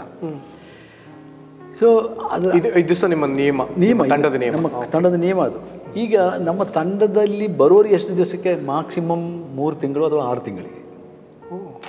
ಅದಾದ ಮೇಲೆ ತರಬೇತಿ ಕೇಂದ್ರ, ತರಬೇತಿಯ ಒಂದು ಸಂಸ್ಥೆ, ತರಬೇತಿ ಸಂಸ್ಥೆ 3 ತಿಂಗಳು. ಅಥವಾ ಈ ಎಸ್ಪೆಷಲಿ ಈ ಕಾಲೇಜಿನ ಬಿಡುವ ಟೈಮ್ನಲ್ಲಿ ಅವರು ಈ ಒಂದು ತರಬೇತಿಗೋಸ್ಕರ ಬರ್ತಾರೆ, ವಿಶ್ವಾಸಿಗಳಾದವರು ಬರ್ತಾರೆ, ಆಮೇಲೆ ವಾಪಸ್ ಹೋಗ್ತಾರೆ. ಅದರಲ್ಲಿ ಬಹಳ ಜನರು ಬೈಬಲ್ ಕಾಲೇಜಲ್ಲಿ ಎಲ್ಲ ಓದೋರಲ್ಲ, ಸುಮ್ಮನೆ ಕಾಲೇಜಿನಲ್ಲಿ ಓದ್ತಾ ಇರುವವರು. ಆದರೆ ವಿಶ್ವಾಸಿಗಳು, ನಮಗೆ ದೇವರ ವಿಷಯದಲ್ಲಿ ಇನ್ನೂ ಹೆಚ್ಚು ತಿಳ್ಕೋಬೇಕು, ಬೇರೆಯವರಿಗೆ ಹೇಗಾದರೂ ದೇವರ ಬಗ್ಗೆ ತಿಳಿಸ್ಬೇಕು ಅಂತ ಆಸೆ ಇರುವವರಿಗೆ ಒಂದು ತರಬೇತಿ ಇದು, ಅಷ್ಟೇ ಇದು. ಹಾಗಾದರೆ 6 ತಿಂಗಳಿಗಿಂತ ಹೆಚ್ಚು ಸಾಧಾರಣವಾಗಿ ಯಾರು ಇರಲ್ಲ. ಒಂದು ವೇಳೆ ಇದ್ದರೂ ಒಂದು ವೇಳೆ 1 ವರ್ಷ ಇರ್ಬೋದು, ಅಥವಾ 1-2 ವರ್ಷ ಇರ್ಬೋದು ಅಷ್ಟೇ. ಅರ್ಥ ಆಯ್ತಾ? ಯಾರೇ ಆಗಲಿ. ಮತ್ತು ಈ ಯವನಸ್ಥರು ಎಲ್ಲರೂ ಕೂಡ 18 ವಯಸ್ಸು ಮೇಲ್ಪಟ್ಟವರೇ. ಅದ ನಂತರ ಆದ ಕಾರಣ ಅವರೆಲ್ಲರೂ ಮತ್ತೆ ಮುಂದಿನ ವಿದ್ಯಾಭ್ಯಾಸಕ್ಕೆ, ಉನ್ನತ ವಿದ್ಯಾಭ್ಯಾಸಕ್ಕೆ ಅವರು ಹೋಗ್ತಾರೆ. ಅದು ಸ್ಪೆಷಲಾಗಿ ನಮ್ಮ ಭಾರತೀಯ ಸಂಸ್ಕೃತಿಯ ಪ್ರಕಾರವಾಗಿ ಹೆಣ್ಮಕ್ಕಳ ವಿಷಯದಲ್ಲಿ ತಂದೆ ತಾಯಿ ತೀರ್ಮಾನ ಮಾಡ್ಕೊಳ್ತಾರೆ. ಹೌದು. ಗಂಡಸರ ವಿಷಯದಲ್ಲಿ ಕೂಡ ಅವರೇ ತೀರ್ಮಾನ ಮಾಡೋದು ಅಲ್ವಾ? ಹೀಗಿರುವಾಗ ಈ ಟಿ ವಿಯಲ್ಲಿ ಇರುವಂಥ ಈ ಒಂದು ಸ್ವಲ್ಪ ಸಮಯದ ಸೇವಾ ಅವಧಿಯಲ್ಲಿ ಈ ರೀತಿಯಾದಂಥ ಒಂದು ಅಭಿಲಾಷೆ ಹುಟ್ಟುವುದು ಕೂಡ ಒಂದು ರೀತಿಯಲ್ಲಿ ತಪ್ಪಾದ ಒಂದು ಕಾರ್ಯ ಅಂತ ಭಾವನೆ. ಹೇಳಲ್ಲ ತಪ್ಪಂತ, ಆದರೂ ಕೂಡ ನಾನು ಹೇಳೋದು. ಸೊ ಹಾಗಿದ್ದರಿಂದ ಒಂದು 6 ತಿಂಗಳು ಪ್ರಾರ್ಥನೆ ಮಾಡಿದ್ದ ನಂತರ ಆ ಸಹೋದರಿಯಾಗಲಿ, ಆ ಹೆಣ್ಮಗಳಾಗಲಿ, ಗಂಡಸ ಮಗ ಆಗಲಿ, ಅವರು ತಮ್ಮ ಲೀಡ್ರ್ ಹತ್ರ ಹೇಳಬೇಕು, ಈ ಥರ ನನಗೆ ಈ ಸಹೋದರಿಯನ್ನು ನನಗೆ ಮೆಚ್ಚಿದೆ, ನನಗೆ ಮದುವೆ ಆಗಬೇಕು ಅಂತ ಆಸೆ ಇದೆ, ನಾನು ಆಕೆಗಾಗಿ ಪ್ರೇಯರ್ ಮಾಡುತ್ತೆ. 6 ತಿಂಗಳಾದ ನಂತರ ಹೇಳಬೇಕು. ಆವಾಗ ಹೇಳ್ತಾರೆ, ಯಾಕೆ ನಿನಗೆ ಹಾಗೆ ಅನಿಸಿಕೆ ಬಂತು ನಿನಗೆ? ಆವಾಗ ಅವ್ರಿಗೆ ಗೊತ್ತಿರುತ್ತೆ, ಈಗ ಲೀಡರ್ ಅಲ್ವಾ, ಅವ್ರಿಗೆ ಗೊತ್ತಿದೆ ನಿನಗೆ ಎಷ್ಟು ವಯಸ್ಸು, ಎಷ್ಟು ವಿದ್ಯಾಭ್ಯಾಸ, ಎಷ್ಟು ಓದಿದ್ದಾರೆ, ಇವೆಲ್ಲ ನಾಳೆ ಫ್ಯೂಚರ್ನಲ್ಲಿ ಏನು ಮಾಡಲಿಕ್ಕಿದ್ದಾನೆ, ಈ ರೀತಿಯಾದೆಲ್ಲ ಅವರಿಗೆ ಗೊತ್ತಿರುತ್ತೆ. ಸಾಧಾರಣ ಎಲ್ಲ ಟೀಮ್ ಲೀಡರಿಗೂ ಗೊತ್ತಿರುತ್ತೆ. ಯಾಕಂದ್ರೆ ನಮಗೆ ಮಧ್ಯದಲ್ಲಿ ಇದೆಲ್ಲ ನಮಗೆ ಶೇರ್ ಮಾಡ್ತಾರೆ, ಅದು ಅವರು ಕೇಳಿ ತಿಳ್ಕೊಳ್ತಾರೆ ಲೀಡ್ರುಗಳು. ಆದ ಕಾರಣ ಇವರು ಹೀಗೆ ಹೇಳಿದ ಮೇಲೆ ಅವರು ಕೇಳ್ತಾರೆ. ಈ ಪ್ರಶ್ನೆಗೆಲ್ಲ ಅವರಿಗೆ ಸರಿಯಾದ ಉತ್ತರ ಇವನಿಗೆ ಕೊಡೋದಾಗಿದ್ದರೆ ಅಥವಾ ಅವಳು ಕೊಡೋಳಾಗಿದ್ದರೆ ಆಮೇಲೆ ಅವ್ರು ಹೇಳ್ತಾರೆ, ಸರಿ ನಾನು ಕೂಡ ನಿನ್ನ ಜೊತೆಲಿ ಪ್ರೇಯರ್ ಮಾಡ್ತೀನಿ. ಹೀಗೆ ಭೂಮಿಯ ಮೇಲೆ ಸೆಕೆಂಡಾಗಿ ಗೊತ್ತಿರುವವರು ಈ ಲೀಡ್ರಿಗೆ ಮಾತ್ರ. ಅವರ 6 ತಿಂಗಳು ಅವರು ಜೊತೆಲಿ ಪ್ರೇಯರ್ ಅಲ್ಲಿಗೆ 6+6 1 ವರ್ಷ ಆಯಿತು. ಅಲ್ಲಿ 1 ವರ್ಷ ಇವಳು ಇರ್ತಾನ ಅಥವಾ ಇವನು ಇರ್ತಾನೆ ಟೀಮ್ನ, ಅದು ಬೇರೆ ವಿಷಯ. ಇಷ್ಟು 1 ವರ್ಷ ಪ್ರೇಯರ್ ಮಾಡಿದ ನಂತರ ಸ್ಟೇಟಿನ ನಾಯಕರಿಗೆ ಹೇಳ್ತಾರೆ, ಯಾರು ಟೀಮ್ ಲೀಡರ್ ಹೇಳ್ತಾರೆ, ಟೀಮ್ ಲೀಡರ್ ಹೇಳ್ತಾರೆ 1 ವರ್ಷದಿಂದ ನಾನು ಕೂಡ ಇವರ ಜೊತೆಯಲ್ಲಿ ಪ್ರೇಯರ್ ಮಾಡ್ತಾ ಇದ್ದೀನಿ. ಅವರಿಗೆ 26 ವಯಸ್ಸು 28 ವಯಸ್ಸಾಗ್ತಾ ಇದೆ. ಅವರು ಮದುವೆ ಆಗಬೇಕು ಅಂತ ಆಸೆ ಪಡ್ತಿದ್ದಾರೆ. ನಾಳೆ ಅವರು ಪಾಸ್ಟರ್ ಆಗಬೇಕು, ಸೇವೆ ಮಾಡಬೇಕು, ಅಥವಾ ಅವರು ಉದ್ಯೋಗಕ್ಕೆ ಸೇರಬೇಕು ಅಂದಿದ್ದಾರೆ. ಅದಕ್ಕೆ ವಿಶ್ವಾಸಿಯಾದ ಒಬ್ಬ ಹುಡುಗಿಯನ್ನು ಅವರು ದೇವರ ಮುಂದೆ ಪ್ರಾರ್ಥನೆ ಮಾಡಿ ಇಂಥ ವ್ಯಕ್ತಿಗಾಗಿ ಅವರು ಪ್ರೇಯರ್ ಮಾಡ್ತಾ ಇದ್ದಾರೆ. ಓ ಸರಿ ಸರಿ ಸರಿ ಒಳ್ಳೆಯದು ಅಂಥೇಳಿ ನಾನು ಸಹ ಪ್ರೇಯರ್ ಮಾಡ್ತೇನೆ ಅವರಿಗೆ ಅಂತ ಹೇಳಿಬಿಟ್ಟು ಅವರು ಸಹ ಒಂದು 3 ತಿಂಗಳು ಪ್ರೇಯರ್ ಮಾಡ್ತಾರೆ. ಅಲ್ಲಿಗೆ 1 ವರ್ಷ 3 ತಿಂಗಳಾಯಿತು ಅಂತ ಇಟ್ಕೊಳ್ಳಿ. ಈಗ ಭೂಮಿಯ ಮೇಲೆ ಬರೀ 3 ಗೊತ್ತಿದೆ. ಒಂದು ವೇಳೆ ಇದರ ಮಧ್ಯದಲ್ಲಿ, ಈ ಒಂದು ಕಾಲಾವಧಿಯ ಮಧ್ಯದಲ್ಲಿ ನೀವು 4ನೇ ವ್ಯಕ್ತಿ, ನಿಮಗೆ ಗೊತ್ತಾಯಿತು ಅಂತ ಇಟ್ಕೊಳ್ಳಿ. ನಿಮಗೆ ಗೊತ್ತಾಯಿತು, ಜಾಯ್ ಪೀಟ್ರ್ ಇಂಥ ವ್ಯಕ್ತಿಯೊಟ್ಟಿಗೆ ಪ್ರೀತಿಯಲ್ಲಿದ್ದಾರೆ, ಅವರಿಗಾಗಿ ಪ್ರೇಯರ್ ಮಾಡ್ತಿದ್ದಾರೆ ಎಂಬ ಸುದ್ದಿ ನಿಮಗೆ ಗೊತ್ತಾದರೆ ಅದರ ಅರ್ಥ, ನಮ್ಮ ಇಂಟರ್ಪ್ರಿಟೇಷನ್ ಏನಂದರೆ ನಾನು ಯಾರಿಗೋ ಹೇಳಿದ್ದೀನಿ. ನಿಮಗೆ ಆಗಿರ್ಬೋದು ಅಥವಾ ಇನ್ನೊಬ್ಬರಿಗೆ ಆಗಿರ್ಬೋದು, ಅದಕ್ಕೆ ನಿಮಗೆ ಗೊತ್ತಾಗಿದೆ, ಅಥವಾ ಆ ವ್ಯಕ್ತಿ ಹೇಳಿರ್ಬೋದು. ಸೊ ಇದು ಲೀಕ್ ಆಯಿತು ಅಂತ ಅರ್ಥ. ಅದರ ಅರ್ಥ ಏನು ನಾವು ಅರ್ಥ ಮಾಡಿಕೊಳ್ತೀವಿ, ಇವರು ಮಧ್ಯದಲ್ಲಿ ನಮ್ಮ ಕಾನೂನು ಮೀರಿದ್ದಾರೆ, ನಡುವಿನಲ್ಲಿ ಈ ಸುದ್ದಿ ಸೋರಿಬಿಟ್ಟಿದೆ. ತಕ್ಷಣ ಅವರಿಬ್ಬರನ್ನು ಆ ಸ್ಟೇಟಿನ ನಾಯಕರಾದವರು ಕರೆಸಿ ಅವರಿಬ್ಬರೊಟ್ಟಿಗೆ ಪರ್ಸನಲ್ ಆಗಿ ಬೇರೆ ಬೇರೆ ಸಮಯದಲ್ಲಿ ಮಾತಾಡ್ತಾರೆ. ಮಾತಾಡಿಬಿಟ್ಟು ಹೆಂಗಾಯಿತು, ಇದು ಹೇಗೆ ಹೊರಗೆ ಬಂತು, ಇದು ಯಾಕೆ ಹಿಂಗೆ ಬಂತು, ಆವಾಗ ಅವರು ತಪ್ಪು ಒಪ್ಪಲೇಬೇಕಾಗ್ತದೆ, ನಿಜ ಹೇಳಲೇಬೇಕಾಗ್ತದೆ. ಆವಾಗ ಅವ್ರು ಹೇಳ್ತಾರೆ, ನೀವು ಇನ್ನು ಮೇಲೆ ಟೀಮಲ್ಲಿ ಸೇವೆ ಮಾಡೋಕ್ಕೆ ಯೋಗ್ಯರಲ್ಲ, ನಿಮ್ಮನ್ನು ಮನೆಗೆ ಕಳಿಸ್ತಾ ಇದೆ ಅಂತ ಹೇಳ್ತಾರೆ. ಏನು ಸಹೋದರನ ಕಳಿಸ್ತಾರೆ, ಸಹೋದರಿ ಕಳಿಸ್ತಾರೆ. ಹೌದು, ಇವರನ್ನ ಫಸ್ಟ್ ಕಳಿಸ್ತಾರೆ, ಸಹೋದರನ್ನ ಕಳಿಸ್ಬಿಡ್ತಾರೆ. ಅವರಿಗೆ ಟಿಕೆಟ್ ತಗೊಂಡು ಟ್ರೈನಲ್ಲಿ ಕೂಡಿಸಿ ಅಥವಾ ಬಸ್ನಲ್ಲಿ ಕೂಡಿಸಿ, ಅದಕ್ಕೆ ಮುಂಚೆ ತಂದೆ ತಾಯಿರಿಗೆ ಅಡ ಹುಟ್ಟಿದವರಿಗೆ ಇಂಥ ಸಮಯದಲ್ಲಿ ನಿಮ್ಮ ಮಗ ಬರುತ್ತಾನೆ, ಇಂಥ ಗಾಡಿಯಲ್ಲಿ ಬರುತ್ತಾನೆ ಅಂತ ಅವರಿಗೆ ರಿಪೋರ್ಟ್ ಹೇಳಿದ ನಂತರನೇ ಕಳಿಸೋದು, ಸುಮ್ಮನೆ ಕಳಿಸಲ್ಲ. ಹುಡುಗಿಯರಿಗೂ ಅದೇ ಥರ ಹೇಳಿಬಿಟ್ಟು, ಹೆತ್ತವರಿಗೆ ಹೇಳಿಬಿಟ್ಟು ಜೊತೆಯಲ್ಲಿ ಇನ್ನೊಬ್ಬ ಹುಡುಗಿಯನ್ನು ಕಳಿಸ್ಬಿಡ್ತಾರೆ. ಇದು ಯಾರಿಗೂ ಲೀಕ್ ಆಗದೆ ಇದ್ದಾಗ, ಈಗ ಒಬ್ಬ ಸಹೋದರನ ಹೃದಯದಲ್ಲಿರುವಂಥ ಈ ಸ್ಥಿತಿ ಒಬ್ಬ ಸಿಸ್ಟರ್ ವಿಚಾರದಲ್ಲಿ, ಹೌದು, ಅದು ಇವ್ರಿಗೆ ಮಾತ್ರ ಗೊತ್ತಿರಬೇಕಾದ್ರೆ ಈ ವಿಚಾರದಲ್ಲಿ ಅವರಿಬ್ಬರಿಗೆ ಹೇಗೆ ಗೊತ್ತು ಬಂತು? ಅವ್ರು ಬರೀ ಪ್ರಾರ್ಥನೆ ಮಾತ್ರ, ಅವ್ರಿಗಿಬ್ಬರಿಗೆ ಗೊತ್ತೇ ಇಲ್ಲ, ಇಬ್ಬರಿಗೂ ಗೊತ್ತೇ ಇಲ್ಲ. ಹಾಗೆ ಇದು ಲೀಕ್ ಆಗಿದ್ದಕ್ಕೆ ಅವರಿಬ್ಬರನ್ನ ಯಾಕೆ ಕಳಿಸ್ತಾರೆ? ಇವರಿಬ್ಬರಿಂದ ಯಾರಿಗಾದರೂ, ಯಾರ ಮೂಲಕ ಆದರೂ ಈ ವಿಷಯ ಹೊರಗೆ ಬಂದಿದೆ ಅಂತ ಅರ್ಥ ಅಲ್ವಾ? ಯಾರಿಗೆ ಒಂದು ವೇಳೆ ಹುಡುಗಿ ಆಗ್ಬೋದು ಅಥವಾ ಹುಡುಗ ಆಗ್ಬೋದು. ಈಗ ಅದರಲ್ಲಿ ಹುಡುಗಿಗೆ ಏನೂ ಗೊತ್ತೇ ಇಲ್ಲ, ಹುಡುಗಿಗೆ ಗೊತ್ತಿಲ್ಲ ಆದರೂ ಕೆಲವೊಮ್ಮೆ ಹುಡುಗಿಗೆ ಗೊತ್ತಿಲ್ಲ ಆದರೆ ಹುಡುಗಿಯನ್ನು ಕಳಿಸಲ್ಲ ಮನೆಗೆ, ಹುಡುಗನ್ನು ಕಳಿಸ್ತಾರೆ. ಹಾಗೆ ಹುಡುಗಿ ಹೇಳ್ಬೋದು, ನನಗೆ ಗೊತ್ತೇ ಇಲ್ಲಲ್ಲ, ನನಗೆ ಆ ವ್ಯಕ್ತಿ ನನಗೆ ಇಂಟ್ರೆಸ್ಟೇ ಇಲ್ಲ, ನನಗೆ ಆ ವ್ಯಕ್ತಿನ ಮದುವೆ ಮಾಡಬೇಕಂತ ಆಸೆನೇ ಇಲ್ಲ, ಮತ್ತು ನಮ್ಮ ಮನೇಲಿ ಒಪ್ಪಲ್ಲ, ನಮ್ಮ ಮನೆಯಲ್ಲಿ ಅದಕ್ಕೆ ಸಮ್ಮತಿಸೋದಿಲ್ಲ. ಅದೇ ಥರ ಆ ಹುಡುಗ ಹೇಳಿದ್ರು ಕೂಡ ಆಯಿತು ಬಿಟ್ಬಿಡಿ ಅಂತ ಹೇಳ್ತಾರೆ. ಅವರು ಇಷ್ಟಪಟ್ಟರು, ಅವರು ಪ್ರಾರ್ಥನೆ ಮಾಡಿದ್ರು, ಸರಿ ಪರವಾಗಿಲ್ಲ ಬಿಟ್ಬಿಡಿ. ಹಾಗಾದರೆ 1 ವರ್ಷ ಪ್ರೇಯರ್ ಮಾಡಿದ್ದು ವೇಸ್ಟ್ ಆಯಿತು. ಅದು 1 ವರ್ಷ 6 ತಿಂಗಳು ಅಥವಾ 2 ವರ್ಷ ಪ್ರೇಯರ್ ಮಾಡಿದ್ದು ವೇಸ್ಟ್ ಆಯಿತು ಅಂತ. ಹೀಗೆ ನೀವು ಪ್ರಾರ್ಥನೆ ಮಾಡಿದ್ರಪ್ಪ? ನಾನು ಹಾಗೆ ಪ್ರೇಯರ್ ಮಾಡಿದೆ. ನೀವು ಹಿಂದೆಷ್ಟು 1 ವರ್ಷ 3 ತಿಂಗಳಾಯ್ತಾ? ನಾನು ಹೆಚ್ಚಿಗೆ 2 ವರ್ಷ ಪ್ರೇಯರ್, 3 ವರ್ಷ ಪ್ರೇಯರ್, 3 ವರ್ಷ ಅಂದರೆ 2 ವರ್ಷ ಪ್ರೇಯರ್ ಮಾಡಿ 3ನೇ ವರ್ಷದಲ್ಲಿ ಮದುವೆ ಆಯಿತು. ನೀವು ಅಪೇಕ್ಷೆ ಪಟ್ಟದ್ದು ಅವ್ರಿಗೆ ಗೊತ್ತಾಯ್ತಾ? ಅವರಿಗೆ ಆಮೇಲೆ ಗೊತ್ತಾಯಿತು. ಯಾವಾಗ ನಾನು ಅವಾಗ ಇಂಡಿಯಾದಲ್ಲಿ, ಅಂದರೆ ನಾನು ಇಲ್ಲಿ ಕರ್ನಾಟಕದಲ್ಲಿ ಒಬ್ಬ ನಾಯಕರಾಗಿದ್ದೀನ. ನಾನು ಆದಮೇಲೆ ನನಗೆ ನಾಯಕರುಗಳೆಲ್ಲರೂ ಸೇರಿ ನಮ್ಮನ್ನು ಸಾಧಾರಣವಾಗಿ ಅತಿ ಒಳ್ಳೆ ನಾಯಕರು, ಎಲ್ಲ ರೀತಿಯಲ್ಲಿ ಸ್ವಭಾವದಲ್ಲಿ, ಸೇವೆಯಲ್ಲಿ, ಆಮೇಲೆ ತರಬೇತಿ ವಿಷಯದಲ್ಲಿ ಎಲ್ಲ ರೀತಿಯಲ್ಲಿ ಉತ್ತಮರಾದವ್ರನ್ನ ಆರಿಸ್ಕೊಳ್ತಾರೆ. ಇಂಡಿಯಾ ಲೆವೆಲಲ್ಲಿ ಪ್ರತಿ ವರ್ಷ ಅವರನ್ನು ಹಡಗಿಗೆ ಒಂದು ಪ್ರತ್ಯೇಕ ಒಂದು ಗ್ಲೋಬಲ್ ಮಿನಿಸ್ಟ್ರಿ ಎಕ್ಸ್ಪೋಸರ್ ಅಂತ ಹೇಳಿಬಿಟ್ಟು ಕೆಲವ್ರನ್ನ ಮುಂಚೆ 6 ತಿಂಗಳು, ಆಮೇಲೆ ನಮ್ಮ ಸಮಯದಲ್ಲೆಲ್ಲ ಹೆಚ್ಚು ಕಡಿಮೆ 1 ವರ್ಷ ಕಳಿಸ್ತಾ ಇದ್ರು. ಆಗ ನಾನು ಮತ್ತು ಇಂಡಿಯಾದಿಂದ ಶಿಪ್ನಲ್ಲಿ ಹೋಗ್ಬೇಕಾದ ನನ್ನ ಸೆಲೆಕ್ಷನ್ ಬಂತು, ನಾನು ಹಾಗೆ ಹೋದೆ. ಸೊ ಹೋಗೋದಕ್ಕೆ ಮುಂಚೆ ನಮ್ಮ ಲೀಡರ್ ಹತ್ರ ನಾನು ಹೇಳಿಯೇ ಹೋದದ್ದು, ನಾನು ಇಂಥ ವ್ಯಕ್ತಿಗಾಗಿ ಪ್ರೇಯರ್ ಮಾಡ್ತಾ ಇದ್ದೀನಿ. ಬಟ್ ಆ ಸಿಸ್ಟರ್ಗೆ ಏನೂ ಗೊತ್ತಿಲ್ಲ? ಇಲ್ಲ, ಗೊತ್ತಿಲ್ಲ, ಅವರಿಗೆ ಗೊತ್ತಿಲ್ಲ ವಿಷಯ. ಆಮೇಲೆ ನಾನು ಹೋಗ್ಬಿಟ್ಟೆ. ಇವರು ಅದಕ್ಕೆ ಅಷ್ಟರಲ್ಲಿ ಇವರು ಕೂಡ ಈ ಸಹೋದರಿ ಕೂಡ ಅವರು ತಮಿಳ್ನಾಡಿನವರು. ಆಕೆ ಕೇರಳದವರಲ್ಲ, ಮೂಲತಃ ತಮಿಳ್ನಾಡಿನವರು. ನಾನು ಮೂಲತಃ ಕೇರಳದವ. ಸೊ ಆಕೆ ತಂದೆ ತಾಯಿಯರು ನಮ್ಮ ತಮಿಳ್ನಾಡಲ್ಲಿ ಭಾಳ ಕಟ್ಟುನಿಟ್ಟಾದಂಥ ವ್ಯವಸ್ಥೆ ಇತ್ತು. ಸೊ ಅವ್ರನ್ನ ತಂದೆ ತಾಯಿಗೆ ಕರ್ಸ್ಕೊಂಡ್ರು ತಮಿಳ್ನಾಡಿಗೆ, ಮದುವೆಗೆಲ್ಲ ರೆಡಿ ಮಾಡಿದರು, ಎಲ್ಲ ಸೆಟ್ ಮಾಡಿದರು ಹಾಗೆ. ಬಟ್ ನಾನು ಪ್ರೇಯರ್ ಮಾಡ್ತಲೇ ಇದ್ದೆ. ಸೊ ಅವರು ನನಗಿದೆಲ್ಲ ಗೊತ್ತಿಲ್ಲ, ನನಗಿದೆಲ್ಲ ಗೊತ್ತೇ ಇಲ್ಲ. ನಾನು ಪ್ರೇಯರ್ ಮಾಡ್ತಲೇ ಇದ್ದೆ. ಅವ್ರ ತಂದೆ ತಾಯಿರು ಅವ್ರ ಪಾಡಿಗೆ ಇದನ್ನು ಮಾಡಿದ್ರು. ಆವಾಗ ಆಕೆ ಹೇಳಿದ್ರು, ನೋಡಿ ನನಗೆ ಅವರ ಅವಿಶ್ವಾಸಿಗಳು, ಅವರೆಲ್ಲ ಅವಿಶ್ವಾಸಿ, ಈಗ ಒಬ್ಬಳೇ ರಕ್ಷಣೆ ಹೊಂದವಳು. ನನಗೆ ಅವಿಶ್ವಾಸಿಯಾದ ಯಾರೂ ನನಗೆ ಬೇಕಾಗಿಲ್ಲ, ನಾನು ವಿಶ್ವಾಸಿ ಅಲ್ಲದೆ ಯಾರನ್ನೂ ಮದುವೆ ಮಾಡಲ್ಲ ಅಂತ ಹೇಳಿದ್ರು. ಆಗ ಅವ್ರ ಮನೆಯಲ್ಲಿ ತುಂಬ ಗಲಾಟೆ ಆಯಿತು, ತಂದೆ ತಾಯಿರು. ನಿನ್ನ ನಾವು ಸೇವೆ ಮಾಡಿ ಕಳಿಸಿದ್ದೆ ತಪ್ಪಾಯ್ತು, ಹಾಗೆ ಆಮೇಲೆ ಅವ್ರು ಹೇಳಿದ್ರು, ನನಗೆ ಈ ಥರ ನಮ್ಮ ಸಂಸ್ಥೆಯಲ್ಲಿ ಸೇವೆ ಮಾಡುವಂಥ ಒಬ್ಬರು ನನಗೋಸ್ಕರ ಪ್ರೇಯರ್ ಮಾಡ್ತಾ ಇದ್ದಾರೆ ಅಂತ ನನಗೆ ಗೊತ್ತು. ಅದಕ್ಕೋಸ್ಕರವಾಗಿ ನಾನು ಅವ್ರಿಗೆ ಗೊತ್ತಾಯಿತು, ಹುಡುಗಿ ಗೊತ್ತು ನನಗೆ. ನಾನು ಹೋಗೋಕ್ಕೆ ಮುಂಚೆ ನಾನು ಲೀಡರ್ಸ್ ಹತ್ರ ಹೇಳಿದೆ. ಲೀಡರ್ಸ್ ಹತ್ರ ಹೇಳಿದ್ರು. ಲೀಡರ್ಸ್ ಅವರು ಕಮ್ಯುನಿಕೇಟ್ ಮಾಡಿ ಲೇಡೀಸ್ನ ಲೀಡರ್ಸ್ಗೆ ಅವರು ಕಮ್ಯುನಿಕೇಟ್ ಮಾಡ್ತಾರೆ.